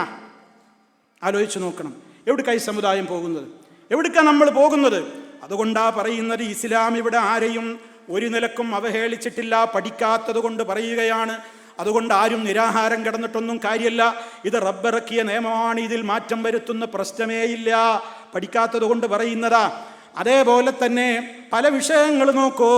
ഇന്ന് രാജ്യത്തതാ ഓരോരുത്തർക്ക് പ്രശ്നം വരുമ്പോൾ അടുത്ത ദിവസം റിട്ടയർമെന്റ് നേടിയിട്ടുള്ള ഒരു ടീച്ചറമ്മ മീഡിയകളുടെ മുമ്പിൽ വന്നുകൊണ്ട് പുലിയെപ്പോലെ അട്ടഹസിക്കുകയാണ്. ഷഹബാസിനെ കൊന്നവരെ പരീക്ഷ എഴുതിക്കരുത്, അവരെ തുറുങ്കിലടക്കണം. എൻ്റെ മോനൊന്നുമായിട്ടല്ല, പക്ഷേ എനിക്ക് സഹിക്കാനാവില്ല എന്ന് പറഞ്ഞുകൊണ്ട് ഒരു ടീച്ചറമ്മ വന്നുകൊണ്ട് മീഡിയകളുടെ മുമ്പിൽ പൊട്ടിത്തെറിച്ചിട്ട് ആ സ്ത്രീ പറഞ്ഞ ഒരു പോയിന്റ് നിങ്ങൾ മറക്കരുത്. GCCയിലൊക്കെ കാണുന്നത് പോലെയുള്ള ശിക്ഷ ഇവിടെയും വരണം. എന്ത്? GCCയിലൊക്കെ കാണുന്നത് പോലെയുള്ള ശിക്ഷ ഇവിടെയും വരണം. ഇവിടെ എന്താണ്? ഷഹബാസിനെ കൊന്നവര് അവര് ബിരിയാണിയും കഴിച്ച് പായസവും കുടിച്ച് സുഖമായി പരീക്ഷ എഴുതി നടക്കുന്നതെന്താ? ഇവിടെ നിയമമില്ല, ശിക്ഷകൾ നിസ്സാരമാണ്. 5-6 കൊന്നിട്ട് പോയിട്ട് ഇനിയും രോഷം തീരാതെ അഫാൻ ഇവിടെ നടക്കുകയാണ്. അവന് കുറ്റബോധം തൊട്ട് തീണ്ടിയിട്ടില്ല. വെഞ്ഞാറമൂട് കൊലപാതകത്തിൽ ചെന്താമര എന്ന് പറയുന്ന ഒരു രാക്ഷസൻ, തൊട്ട വീട്ടിലുള്ള ഒരു മുടി നീണ്ട പെണ്ണാണ് എൻ്റെ എല്ലാ പ്രശ്നങ്ങൾക്കും കാരണമെന്ന് ഏതോ ജ്യോത്സ്യൻ അന്ധവിശ്വാസത്തിൻ്റെ കവടി നിരത്തിയിട്ട് അയാളോട് പറഞ്ഞപ്പോൾ ആ കുടുംബത്തെ മുഴുവനും തൻ്റെ കൊലക്കത്തിക്കിരയാക്കിയ ആ മനുഷ്യനും ജയിലിൽ കിട്ടി തുടക്കത്തിലെ കോഴി ബിരിയാണി. എന്തേ ഇവിടെ നിയമങ്ങളില്ല? ഇനിയും കൊല്ലണം, ഇനിയും എൻ്റെ പക തീർന്നിട്ടില്ല എന്ന് പറയുന്നത്. അവിടെയാണ് ഇസ്ലാം പറയുന്നത് അത് കമന്റ് ബോക്സുകളിൽ അവനവന് മാത്രം വേദനിക്കുമ്പോൾ വരേണ്ട ഒരു പ്രയോഗമല്ല. ഇവിടെ ജീവിക്കണോ, ജീവിതം മുന്നോട്ട് കൊണ്ടുപോകണോ? റഹ്മാനായ റബ്ബ് വിളിക്കുന്നു, ഖുർആനിന്റെ നിയമത്തിലേക്ക് വന്നോ. വലക്കും ഫിൽ ഖിസാസി ഹയാത്തുൻ യാ ഉലിൽ അൽബാബ്. ബുദ്ധിയുള്ളവരെ ഖുർആൻ വിളിക്കുകയാണ്. ഓ ബുദ്ധിയുള്ളവരെ, നിങ്ങൾക്ക് ജീവിതമുണ്ട്. ഏതിലാ ജീവിതം? നിങ്ങൾക്ക് സമാധാനത്തോടെ ജീവിക്കണോ? ഇവിടെ സ്വൈരമായി കിടന്നുറങ്ങണോ? നിങ്ങൾക്ക് സ്വൈരമായി യാത്ര ചെയ്യണോ? നിങ്ങൾക്ക് സ്വൈരമായി നിങ്ങളുടെ ജോലിക്ക് പോകണോ? ഇവിടെ കൊലക്ക് കൊല എന്ന ശിക്ഷ വന്നാലല്ലാതെ വലക്കും ഫിൽ ഖിസാസ്, നിങ്ങൾക്ക് പ്രതിക്രിയാ നടപടിയിൽ എന്തുണ്ട് എന്നാണോ പറഞ്ഞത്? ഹയാ, ജീവിതമുണ്ട്. നിങ്ങൾക്ക് ഇവിടെ ജീവിക്കണോ ഇസ്ലാമിൻ്റെ ശിക്ഷാ നിയമം വരണം. ഇത് ഞാൻ പറയുന്നതല്ല, ഇതന്നെ എല്ലാവരുടെയും ആഗ്രഹം. ഷഹബാസ് എന്ന മോനെ നഞ്ചക്ക് കൊണ്ടവന്റെ നെഞ്ചും തലയോട്ടിയും തകർത്ത് ഇടിവള കൊണ്ടവനെ ഇടിച്ച് ചമ്മന്തിയാക്കിയ ആ വാർത്ത കേട്ടവർ മുഴുവനും പറഞ്ഞു, കമന്റ് ബോക്സുകളിൽ നിറഞ്ഞു, പച്ചക്ക് കത്തിക്കണം. ആ മക്കളെ പച്ചക്ക് കത്തിക്കണം എന്ന് പറഞ്ഞു. അത് മനുഷ്യന്റെ വികാരമാണ്. അതൊരു മനുഷ്യന്റെ വികാരമാണ്, സാധാരണക്കാരുടെ വികാരം മാത്രമല്ല. 10 മാസം നൊന്തുപറ്റി കൈ വളരുന്നു കാല് വളരുന്നു എന്ന് നോക്കിയിട്ട് വളർത്തിയുണ്ടാക്കിയ പൊന്നുമ്മ, ഷഹബാസിന്റെ ഉമ്മ, ഷഹബാസിന്റെ ഉപ്പ, അവരുടെ മനസ്സിന്റെ വേദന, ആ വേദനയിൽ നിന്ന് അവർക്ക് വരുന്ന ഒരു പ്രതികാരമുണ്ട്. അതെന്താ? എൻ്റെ മകനെ കൊന്നവനും ഇവിടെ അങ്ങനെ ജീവിച്ചുകൂടാ. അതവരുടെ വികാരമാണ്. ആ വികാരത്തെ പരിഗണിച്ച ഒരേ ഒരു മതം, അത് അള്ളാഹുവിൻ്റെ ദീനാണ്. നിങ്ങൾക്ക് കേൾക്കണോ? അള്ള പറയുന്ന വാചകം കേട്ടോ, ഞാൻ എൻ്റെ വകയിൽ പറയുന്നതല്ല. വമൻ ഖുതില മദ്ലൂമാ ഫഖദ് ജഅൽനാ ലിവലിയിഹി സുൽത്താനാ. ആരെങ്കിലും അന്യായമായി കൊല്ലപ്പെട്ടാൽ, എവിടെയെങ്കിലും അന്യായമായി ഒരു കൊല നടന്നാൽ, ഫഖദ് ജഅൽനാ, അല്ലാഹ് പറയുകയാണ്, നാം നിശ്ചയിച്ചു കൊടുത്തിട്ടുണ്ട്, ലിവലിയിഹി, ആ കൊല്ലപ്പെട്ടവന്റെ അടുത്ത ബന്ധുവിന്, മോൻ പോയ വേദനയുള്ള ഉമ്മായിയുടെ വേദന, മോൻ പോയ വേദനയിൽ തീ തിന്നുന്ന ഉപ്പയുടെ വേദന, ആ ബന്ധുക്കളുടെ വേദന, അവർക്ക് നമ്മളൊരു റൈറ്റ് കൊടുത്തിട്ടുണ്ട്, സുൽത്താന. അവർക്കാണ് ഇനി എന്ത് ശിക്ഷ നടപ്പാക്കണം എന്ന് പറയാനുള്ള അധികാരം. അതുകൊണ്ട് ഇവിടെയൊക്കെ എന്താണെന്നറിയോ? കോടതി കൊലക്കുറ്റത്തിനാണ് തെളിഞ്ഞാൽ, കേസാണ്ട് പിടിച്ചാൽ വധശിക്ഷക്കാണ് വിധിക്കും. വധശിക്ഷക്ക് വിധിക്കുന്നത് നമ്മുടെ രാജ്യത്തുള്ള, നമ്മുടെ കേരളത്തിൻ്റെ ജയിലുകളിൽ 41ഓളം ആളുകൾ വധശിക്ഷക്ക് വിധിച്ച് വിധി കാത്ത് കഴിയുന്നുണ്ട്. 1976 മുതൽക്ക് കിടക്കുന്നുണ്ട്, കൊന്നിട്ടില്ലെന്നവരെ. ആ വിധിയല്ല ഇത്. ഉമ്മയോടും ബാപ്പയോടും കോടതി ചോദിക്കും, മാപ്പ് കൊടുക്കാൻ തയ്യാറുണ്ടോ? നിങ്ങളെ കയ്യിലാണ്. ഫഖദ് ജഅൽനാ ലിവലിയിഹി സുൽത്താന. ഉമ്മാക്ക് അധികാരം കൊടുക്കുകയാണ്. പറയൂ ഉമ്മ, എന്ത് ചെയ്യണം? കൊല്ലണോ? മാപ്പ് കൊടുക്കണോ? ഉമ്മ പറയുകയാണ്, ഉപ്പ പറയുകയാണ്, എന്തു തന്നെ ഞങ്ങൾക്ക് മോചനമൂല്യം തന്നാലും ഞങ്ങൾക്ക് ഞങ്ങളുടെ മോന് കിട്ടൂലല്ലോ, കൊന്നേ പറ്റൂ എന്ന് പറഞ്ഞാൽ ആ വിധി അങ്ങ് നടപ്പിലാക്കും. അതാണ് ഇസ്ലാമിൻ്റെ പ്രതികാര നടപടിയുടെ റൈറ്റ്. ഇസ്ലാം അതിലേക്കാ വിളിച്ചത്. അതേ അവസരത്തിൽ ഒരു നിരപരാധിയെയും വേട്ടയാടൂല. എല്ലാ കടമ്പകളും കടന്നിട്ടേ ശിക്ഷ വിധിക്കൂ. ഇസ്ലാമിലെ ഒരു ഖാദി പോലും ഒരു കുറ്റം നേർക്കുനേരെ കണ്ടാൽ പോലും ശിക്ഷ നടപ്പാക്കൂല. അതിൻ്റെ തെളിവുകളിലൂടെ അത് ബോധ്യപ്പെടുത്തിയിട്ടല്ലാതെ നടപ്പിലാക്കാൻ അധികാരമില്ല.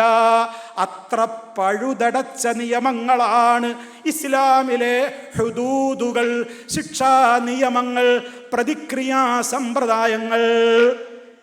അപ്പൊ അവനാനിക്കാണ് വേദനിക്കുമ്പോൾ കമന്റ് ബോക്സിൽ വന്നിട്ട് ഇങ്ങനെ പറയും, പച്ചക്ക് കത്തിക്കണം, അവൻ്റെ ബലാത്സംഗം ചെയ്തിട്ടുണ്ടെങ്കിൽ പറയും അവൻ്റെ സുന അരിയണം, അവനെ ഇപ്പം ആകാണ്ട് കത്തിക്കണം, അവനിപ്പോൾ കൊല്ലണം എന്നൊക്കെയാണ് വേവലാതി പൂണ്ട് പറയുന്നല്ലാതെ, അതൊക്കെയാണ് കഴിഞ്ഞിട്ട് വേറൊരു കേസുണ്ട് വരുന്നിട്ട് എവിടെയെങ്കിലും ഒരാളെ തൂക്കിക്കൊന്നു, ഏതെങ്കിലും ഒരു രാജ്യത്ത് നീതി നടപ്പിലാക്കി എന്ന് കേൾക്കുമ്പോൾ ക്രൂരം, കാടത്തം, മനുഷ്യത്വരഹിതം, മുഹമ്മദിൻ്റെ കരുണയില്ലായ്മ, ഖുർആനിൻ്റെ നീചത, ഖുർആനിൻ്റെ ക്രൂരത, ഇതൊക്കെ പറഞ്ഞു വരും. അവനാനിക്ക് നൊന്ത് അവനവൻ്റെ പ്രശ്നങ്ങൾ വരുന്നിടത്താ ഇസ്ലാം ഇടപെടുന്നത്. അവിടെയാണ് നമ്മൾ ചിന്തിക്കേണ്ടത്. അതാ ഖുർആൻ വിളിക്കുന്നത് എന്ത്? സുരക്ഷിതത്വത്തോടെ സമാധാനത്തോടെ ജീവിക്കണോ? കണ്ണിന് കണ്ണ്, മൂക്കിന് മൂക്ക്, പല്ലിന് പല്ല്, മുറിക്ക് മുറി. ആലോചിച്ചു നോക്ക്. നമ്മുടെ സമുദായം, നമ്മളൊക്കെ കോമ്പസുകൾ, ജോമെട്രി ബോക്സിൽ കോമ്പസുകൾ കൊണ്ട് നടക്കാറുണ്ടായിരുന്നു. എന്തിന്? നോട്ട് ബുക്കിൽ കുത്തിപ്പിടിച്ച് റൗണ്ട് വരച്ച് കളങ്ങൾ ശരിയാക്കി കണക്ക് പഠിക്കാൻ. ഇന്നോ സഹപാഠിയുടെ നെഞ്ചിലേക്ക് കുത്തി തല മുതൽ കാല് വരെ കോമ്പസിന്റെ കൂർത്തുമൂർത്ത രൂപത്തിലുള്ള ആ കുത്തുകൾ കൊണ്ട് ഇണക്കി അതിലേക്ക് വിരൽ കൊണ്ടമർത്തി രക്തം പൂക്കുറ്റി പോലെ ചിന്തുന്നത് കണ്ട് റാഗിങ്ങിന് വേണ്ടി കാത്തു നിൽക്കുന്ന പിശാച്ച് കുട്ടികൾ ആർത്തു ചിരിച്ചു. ആ കുട്ടികൾ ഇന്ന് എവിടെയാണ്? നിയമമുണ്ടോ? ഇതിവിടെ ആവർത്തിക്കൂലേ? ആർക്കും എന്തും ചെയ്യാം. ഒരു കൊലക്കുറ്റം അന്തിച്ചർച്ചക്ക് 4 ദിവസം, അത് കഴിഞ്ഞ് അടുത്ത കൊലക്കുറ്റം വരുമ്പോൾ ഈ കൊലപാതകവും ബലാത്സംഗവും മണ്ണിട്ടു. അതങ്ങനെ തീരും, അതങ്ങനെ പോകും, കാര്യങ്ങൾ അങ്ങനെ മുന്നോട്ട് പോകും. ആർക്കും പേടിയില്ല. അതിനാ അള്ളാഹ് നിശ്ചയിച്ചത് പേടി വേണം, പേടിക്കാവശ്യമായ കരുത്തിറ്റ നിയമങ്ങൾ വേണം. ആ നിയമങ്ങൾ മാറ്റി എഴുതണമെന്നാണ് ഓരോ മനസ്സാക്ഷിയുള്ള മനുഷ്യനും ഇന്ന് ആവശ്യപ്പെട്ടുകൊണ്ടിരിക്കുന്നത്. ആ ആവശ്യത്തിൻ്റെ ഉത്തരമാണ് 1400-ൽ പരം വർഷങ്ങൾക്ക് മുമ്പ് മുഹമ്മദ് മുസ്തഫ എന്ന മനുഷ്യ സ്നേഹി ലോകത്തിൻ്റെ മുമ്പിൽ റഹ്മാനായ റബ്ബിൻ്റെ വചനങ്ങളായിക്കൊണ്ട് ഓതി കേൾപ്പിച്ച ഈ വിശുദ്ധ ഖുർആനിലുള്ളത്. ഇനിയെങ്കിലും തിരിച്ചറിയുക, ഇനിയെങ്കിലും പഠിക്കുക. ഇങ്ങനെ ഏതേത് നിയമങ്ങളെടുത്ത് പരിശോധിച്ച് നോക്കൂ. എവിടെ നോക്കിയാലും സഹോദരങ്ങളെ, നിയമങ്ങൾ എവിടെയും മനുഷ്യനെ സംബന്ധിച്ചിടത്തോളം കൃത്യമാണ്. മനുഷ്യ സമൂഹത്തിന് കരുണ ആവശ്യമുള്ള ഇടങ്ങളിലേക്ക് ഇടപെടണേ ഖുർആനിൻ്റെ മറ്റൊരു വിളിയാളമാണ്. ലോകത്ത് പലപ്പോഴും കുഴപ്പങ്ങൾ ഉണ്ടാകുന്നത് ദാരിദ്ര്യം വർദ്ധിക്കുമ്പോഴാണ്, പട്ടിണി വർദ്ധിക്കുമ്പോഴാണ്. പട്ടിണിയുടെ നിർമ്മാർജ്ജനത്തിന് വേണ്ടി ഇസ്ലാം എന്തു പറഞ്ഞു? പാവങ്ങളെ സഹായിക്കണം എന്ന് പറഞ്ഞു. ഇസ്ലാം വിളിക്കുകയാണ്, ഖുർആൻ വിളിക്കുകയാണ്, സമൂഹമേ അൻഫിഖു, ചെലവഴിക്ക്, നിങ്ങളുടെ കയ്യിൽ കെട്ടിപ്പൂട്ടി വെക്കല്ലേ, സക്കാത്ത് കൊടുത്തുകൊണ്ട് സമൂഹത്തിൽ നിന്ന് ദാരിദ്ര്യത്തെ ഇല്ലാതെയാക്കൂ, കഷ്ടപ്പെടുന്നവരുടെ കഷ്ടപ്പാട് നിങ്ങൾ തീർക്കൂ, കണ്ണീരൊപ്പാൻ നിങ്ങൾ കൈകോർക്കൂ, നിങ്ങൾ സക്കാത്ത് കൊടുക്കണം. വിശുദ്ധ റമദാനാണ്, ശുദ്ധീകരണത്തിൻ്റെ മാസമാണ്. ഇവിടെ ഇരിക്കുന്ന പുരുഷന്മാരോടും ഞാനടക്കമുള്ള പുരുഷന്മാരോടും സഹോദരിമാരോടും ഓർമ്മപ്പെടുത്തുകയാണ്, മരിക്കുന്ന നേരത്ത് പൊട്ടിക്കരയാതെ മരിക്കണോ? സക്കാത്തിൻ്റെ കണക്കൊന്ന് നോക്കിക്കോളണം. ശമ്പളത്തിൻ്റെ സക്കാത്ത് എത്ര? വരുമാനത്തിൻ്റെ സക്കാത്ത് എത്ര? സ്വർണത്തിൻ്റെ സക്കാത്ത് എത്ര? സ്വർണ്ണാഭരണത്തിൻ്റെ സക്കാത്ത് എത്ര? സ്വർണ്ണാഭരണത്തിന് സക്കാത്ത് കൊടുക്കണ്ട എന്നൊക്കെ പലരും പറയുന്നുണ്ടെങ്കിലും നരകാഗ്നിയുടെ വളകൾ അതുകൊണ്ട് നിന്റെ ശരീരത്തിൽ അണിയിക്കുന്നത് നിനക്ക് ഇഷ്ടമാണോ എന്ന ചോദ്യം കേട്ടപ്പോഴേക്ക് പേടിച്ചുപോയ സ്വഹാബ വനിതകളുടെ ചരിത്രമാണ് സഹീഹായ ഹദീസുകളിൽ നമുക്ക് കാണാൻ കഴിയുന്നതെങ്കിൽ ആഭരണത്തിൻ്റെ കണക്ക് കൃത്യമായി നോക്കിക്കോ. 10 പവനിൽ കൂടുതൽ എത്രയുണ്ടെങ്കിലും സക്കാത്ത് കൊടുത്തോളൂ.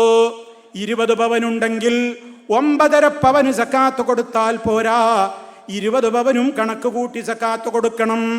കറൻസിയുടെ സക്കാത്ത് നോക്കണം, നമ്മുടെ വരുമാനത്തിൻ്റെ സക്കാത്ത് നോക്കണം. ഏതെല്ലാം മേഖലകളിൽ നമ്മൾ സക്കാത്ത് കൊടുത്തുകൊണ്ട് സമൂഹത്തിനോടുള്ള കടമ നമ്മൾ നിർവഹിച്ചിട്ടില്ലെങ്കിൽ ഇവിടെ പട്ടിണിയുടെ പേര് പറയാൻ പിന്നെ നമുക്ക് അർഹതയില്ല.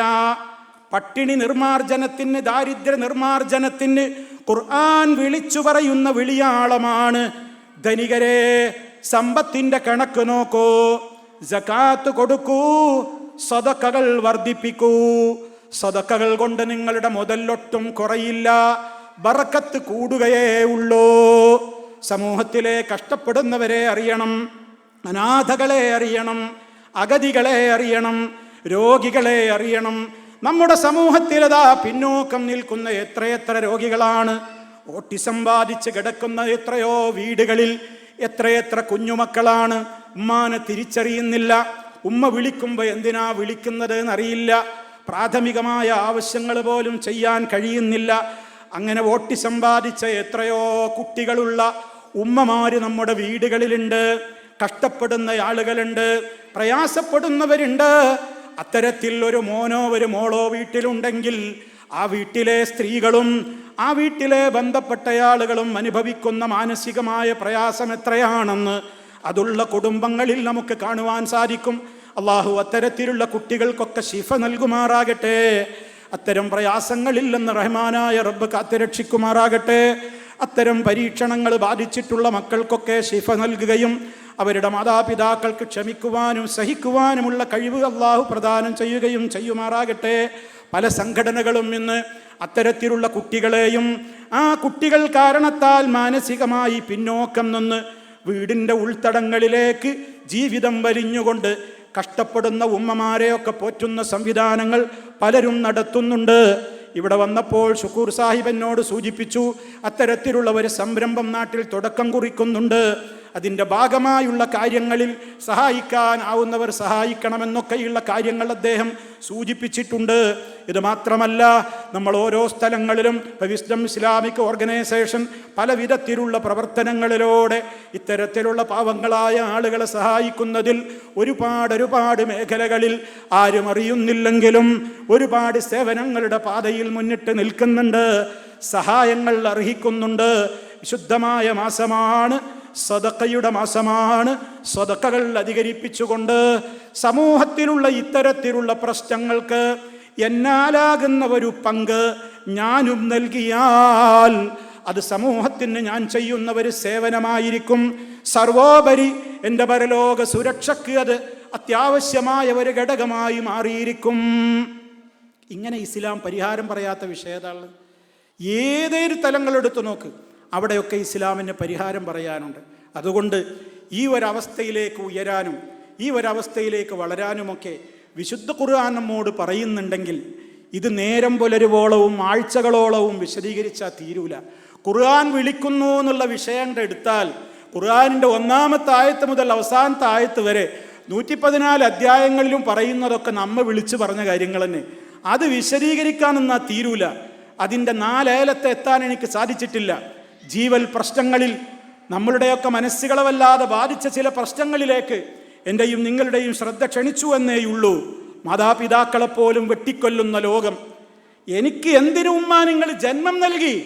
ജന്മം നൽകിയ ഉമ്മയോട് ക്രൂരമായി പ്രതികാരം വീട്ടാനാണ് സ്വന്തം ക്യാൻസർ ബാധിച്ച് കിടക്കുന്ന ഉമ്മയെ, മസ്തിഷ്കാഘാതവുമായി കിടക്കുന്ന, ബ്രെയിൻ ക്യാൻസറുമായി കിടക്കുന്ന, ബ്രെയിൻ ട്യൂമറുമായി കിടക്കുന്ന ഉമ്മയെ മകൻ പോയി കൊന്നു.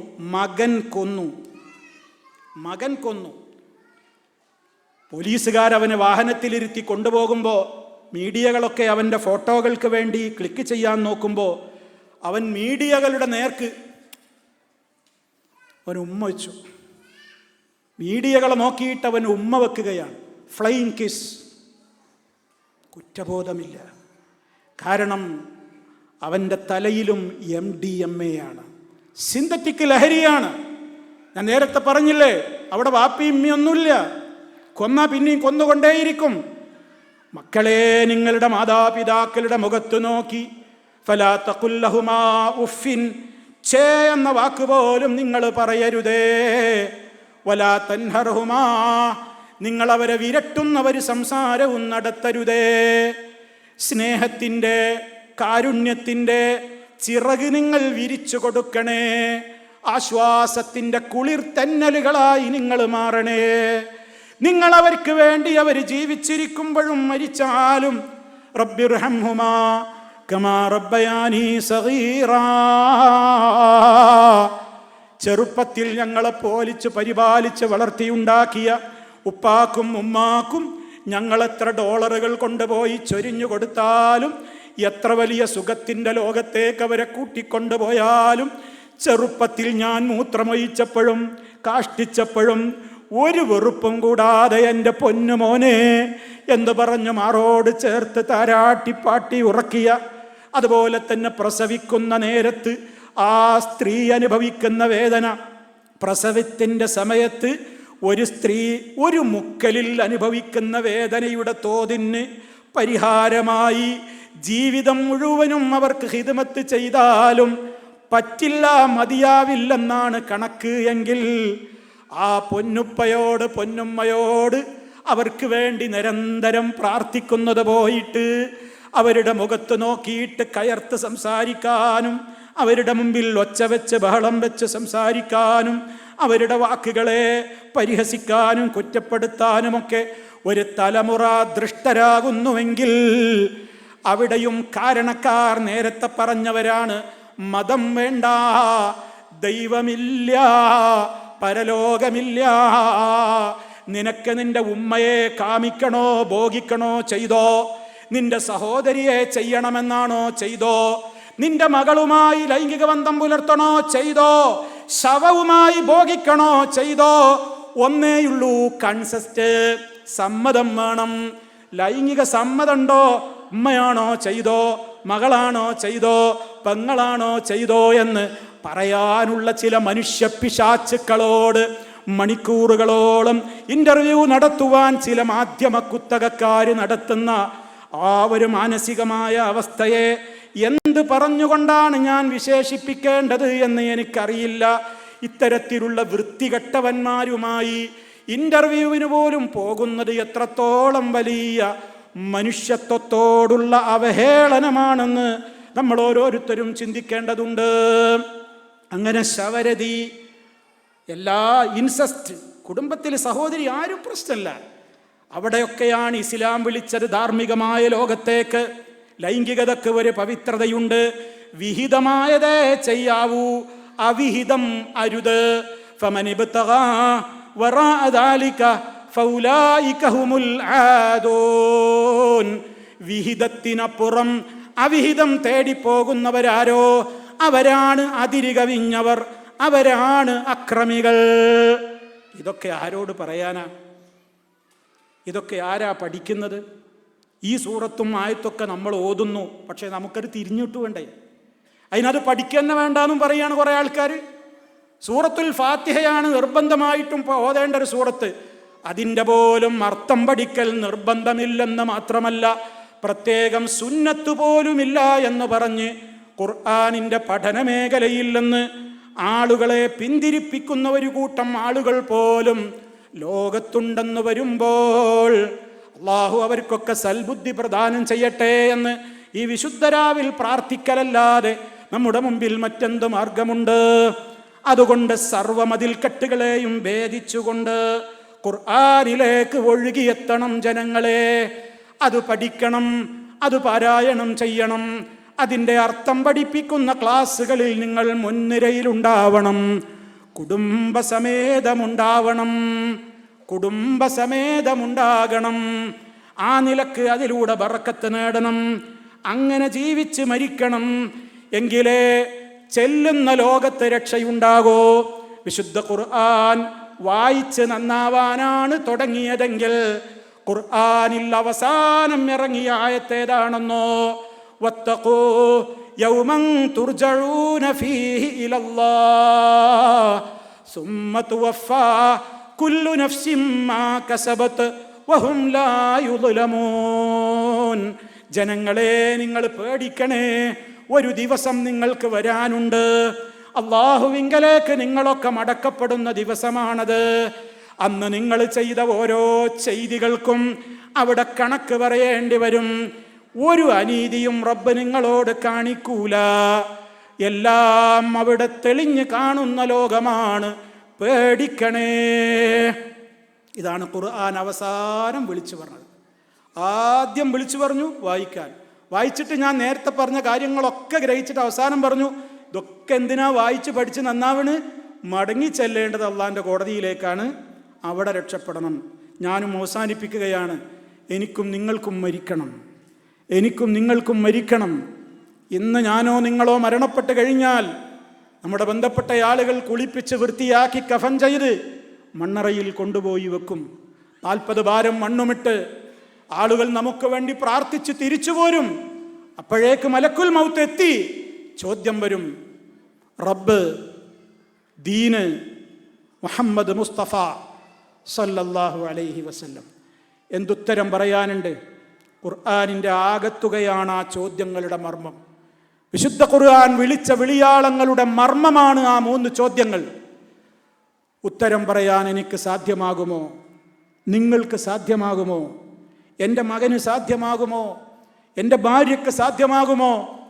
എൻ്റെ ഭർത്താവിന് സാധ്യമാകുമോ? എൻ്റെ ഉപ്പാക്ക് സാധ്യമാകുമോ? എൻ്റെ ഉമ്മാക്ക് സാധ്യമാകുമോ? കുടുംബസമേതം ഈ മാസത്തിലെങ്കിലും ഒന്ന് ആലോചിച്ച് അപാകതകൾ പുറത്തു തരാൻ റബ്ബിനോട് പറഞ്ഞ്, വിശുദ്ധ ഖുർആനിൻ്റെ വിളിയാളം അന്യരോടല്ല, എന്നോടാണ്, എന്നെ സൃഷ്ടിച്ച റബ്ബിൻ്റെ വിളിയാണത് എന്ന് മനസ്സിലാക്കിക്കൊണ്ട് ഒഴുകൂ ജനങ്ങളെ ഖുർആൻ പഠനവേദികളിലേക്ക്, വിശുദ്ധ ഖുർആനിൻ്റെ ചർച്ചകൾ നടക്കുന്നിടത്തേക്ക്, വിശുദ്ധ ഖുർആനിൻ്റെ ആശയങ്ങൾ സംവദിക്കപ്പെടുന്ന ഇടങ്ങളിലേക്ക് ഒഴുകിയെത്തണം കുടുംബസമേതം. ഇതാണ് എനിക്ക് എന്നോടും നിങ്ങളോടും ഓർമ്മപ്പെടുത്തുവാനുള്ളത്. റഹ്മാനായ റബ്ബിൻ്റെ വിളിയാളത്തിന് ഉത്തരം കൊടുക്കുന്ന സജ്ജനങ്ങളിൽ നമ്മെ എല്ലാവരെയും ഉൾപ്പെടുത്തി അനുഗ്രഹിക്കുമാറാകട്ടെ. ചെറുതും വലുതുമായ സർവ്വദോഷങ്ങളും അള്ളാഹു പുറത്തു തരുമാറാകട്ടെ. ഈ ഇരിക്കുന്നവരിലും ശബ്ദം ശ്രവിക്കുന്നവരിലുമൊക്കെ പല വിധത്തിലുള്ള മാനസികവും ശാരീരികവുമായ രോഗങ്ങളും പ്രയാസങ്ങളുമുള്ളവരുണ്ടാകും, ഉണ്ട്. അള്ളാഹുവേ, പരിപൂർണമായും നീ ശിഫ നൽകണമേ. ഞങ്ങളിലെ രോഗികൾക്ക് നീ ശിഫ നൽകണമേ. മാരകമായ രോഗങ്ങളിൽ നിന്ന് ഞങ്ങളെയും ഞങ്ങളുടെ പൊന്നു മക്കളെയും ഇണകളെയും ബന്ധപ്പെട്ടവരെയുമൊക്കെ നീ കാത്തുരക്ഷിക്കണമേ. ഞങ്ങളുടെ പ്രവർത്തനങ്ങളിൽ നിൻ്റെ ബറക്കത്തുണ്ടാകണേ. ഞങ്ങൾക്ക് വേണ്ടി ഈ രാജ്യത്ത് ഒരുപാട് സൗകര്യങ്ങൾ ചെയ്തു തരുന്ന, ഇസ്ലാമിക ദഅവത്തിന് വേണ്ട മേഖലകൾ തുറന്നു തരുന്ന, വിശുദ്ധ ഖുർആനിൻ്റെ വിളിയാളം കേൾപ്പിക്കുവാനുള്ള സെൻ്ററുകൾ ഒരുക്കിത്തരുന്ന ഈ രാജ്യത്തിൻ്റെ ഭരണാധികാരികൾക്ക് നല്ല നല്ല തീരുമാനങ്ങൾ ഇനിയും എടുത്തുകൊണ്ട് ഇസ്ലാമിനും മുസ്ലിമീങ്ങൾക്കും ജനങ്ങൾക്കും ഉപകാരപ്രദമായ തീരുമാനങ്ങൾ എടുക്കുവാൻ അവർക്ക് എല്ലാവിധത്തിലും നീ സഹായം നൽകണേ അല്ലാഹ്. അവർക്ക് എല്ലാ അർത്ഥത്തിലും നിൻ്റെ കാവലും അതുപോലെ തന്നെ സംരക്ഷണങ്ങളും നൽകണമേ. ഈ രാജ്യത്ത് എന്നും സമാധാനം നിലനിർത്തുവാനുള്ള എല്ലാ പ്രവർത്തനങ്ങളിലും മുന്നിട്ടിറങ്ങുവാൻ ഇവിടെയുള്ള ഭരണാധികാരികൾക്കും മറ്റെല്ലാവർക്കും തൗഫീക്ക് നൽകണേ. ഞങ്ങളുടെ പ്രവർത്തനങ്ങളിൽ വന്നിട്ടുള്ള പോരായ്മകൾ കൊണ്ട് അള്ളാഹുവേ, നീ ഞങ്ങളെ ഒരിക്കലും ശിക്ഷിക്കല്ലേ. എല്ലാ അർത്ഥത്തിലും ഞങ്ങളിൽ നിന്ന് മരണപ്പെട്ടു പോയിട്ടുള്ള ഞങ്ങളുടെ കുടുംബങ്ങൾ, മാതാപിതാക്കൾ, ഗുരുവര്യന്മാർ, ബന്ധുമിത്രാദികൾ, പരിചയമുള്ളവർ അല്ലാത്തവർ എല്ലാവരുടെയും ഖബറിടം നീ സന്തോഷത്തിലാക്കണമേ. ഞങ്ങളെയും അവരെയും നിൻ്റെ ജഹന്നമിൽ നിന്ന് കാത്തുരക്ഷിക്കണമേ. റഹ്മാനായ റബ്ബേ, ജന്നത്തിൽ നീ ഞങ്ങൾക്കെല്ലാം ഇടം നൽകി സന്തോഷിപ്പിക്കണേ അല്ലാഹ്. എല്ലാ അർത്ഥത്തിലും നീ ഞങ്ങളെ അനുഗ്രഹിക്കണമേ. اللهم اغفر للمؤمنين والمؤمنات والمسلمين والمسلمات الأحياء منهم والأموات إنك مجيب الدعوات وقاضي الحاجات. اللهم أعز الإسلام والمسلمين وأذل الشرك والمشركين. اللهم آت أنفسنا تقواها وزكها أنت خير من زكاها. اللهم اجعل هذا البلد آمنا مطمئنا وسائر بلاد العالمين. اللهم انصر حكامنا حكام الإمارات ونوابه يا رب العالمين. اللهم آت أنفسنا تقواها وزكها أنت خير من زكاها. اللهم تقبل منا صيامنا وقيامنا وركوعنا وسجودنا وتخشعنا وتضرعنا وتمم تقصيرنا. اللهم اقسم لنا من خشيتك ما تحول به بيننا وبين معاصيك، ومن طاعتك ما تبلغنا به جنتك، ومن اليقين ما تهون به علينا مصائب الدنيا. ومتعنا اللهم بأسماعنا وأبصارنا وقوتنا ما أحييتنا، واجعله الوارث منا، واجعل ثأرنا على من ظلمنا، وانصرنا على من عادانا، ولا تجعل الدنيا أكبر همنا، ولا تجعل مصيبتنا في ديننا، ولا تجعل الدنيا أكبر همنا ولا مبلغ علمنا ولا إلى النار مصيرنا. ربنا تقبل منا إنك أنت السميع العليم، وتب علينا إنك أنت الغفور الرحيم. ربنا اغفر لنا ذنوبنا وكفر عنا سيئاتنا وتوفنا مع الأبرار والحمد لله رب العالمين. والسلام عليكم ورحمة الله وبركاته.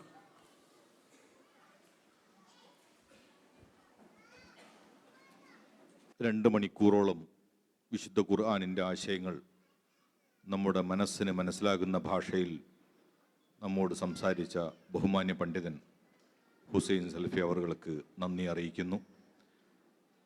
കൂടുതൽ കാലം ഈ രംഗത്ത് തിളങ്ങി നിൽക്കാൻ അള്ളാഹു ആരോഗ്യവും ആയുസ്സും ആഫിയത്ത് നൽകി അനുഗ്രഹിക്കുമാറാവട്ടെ.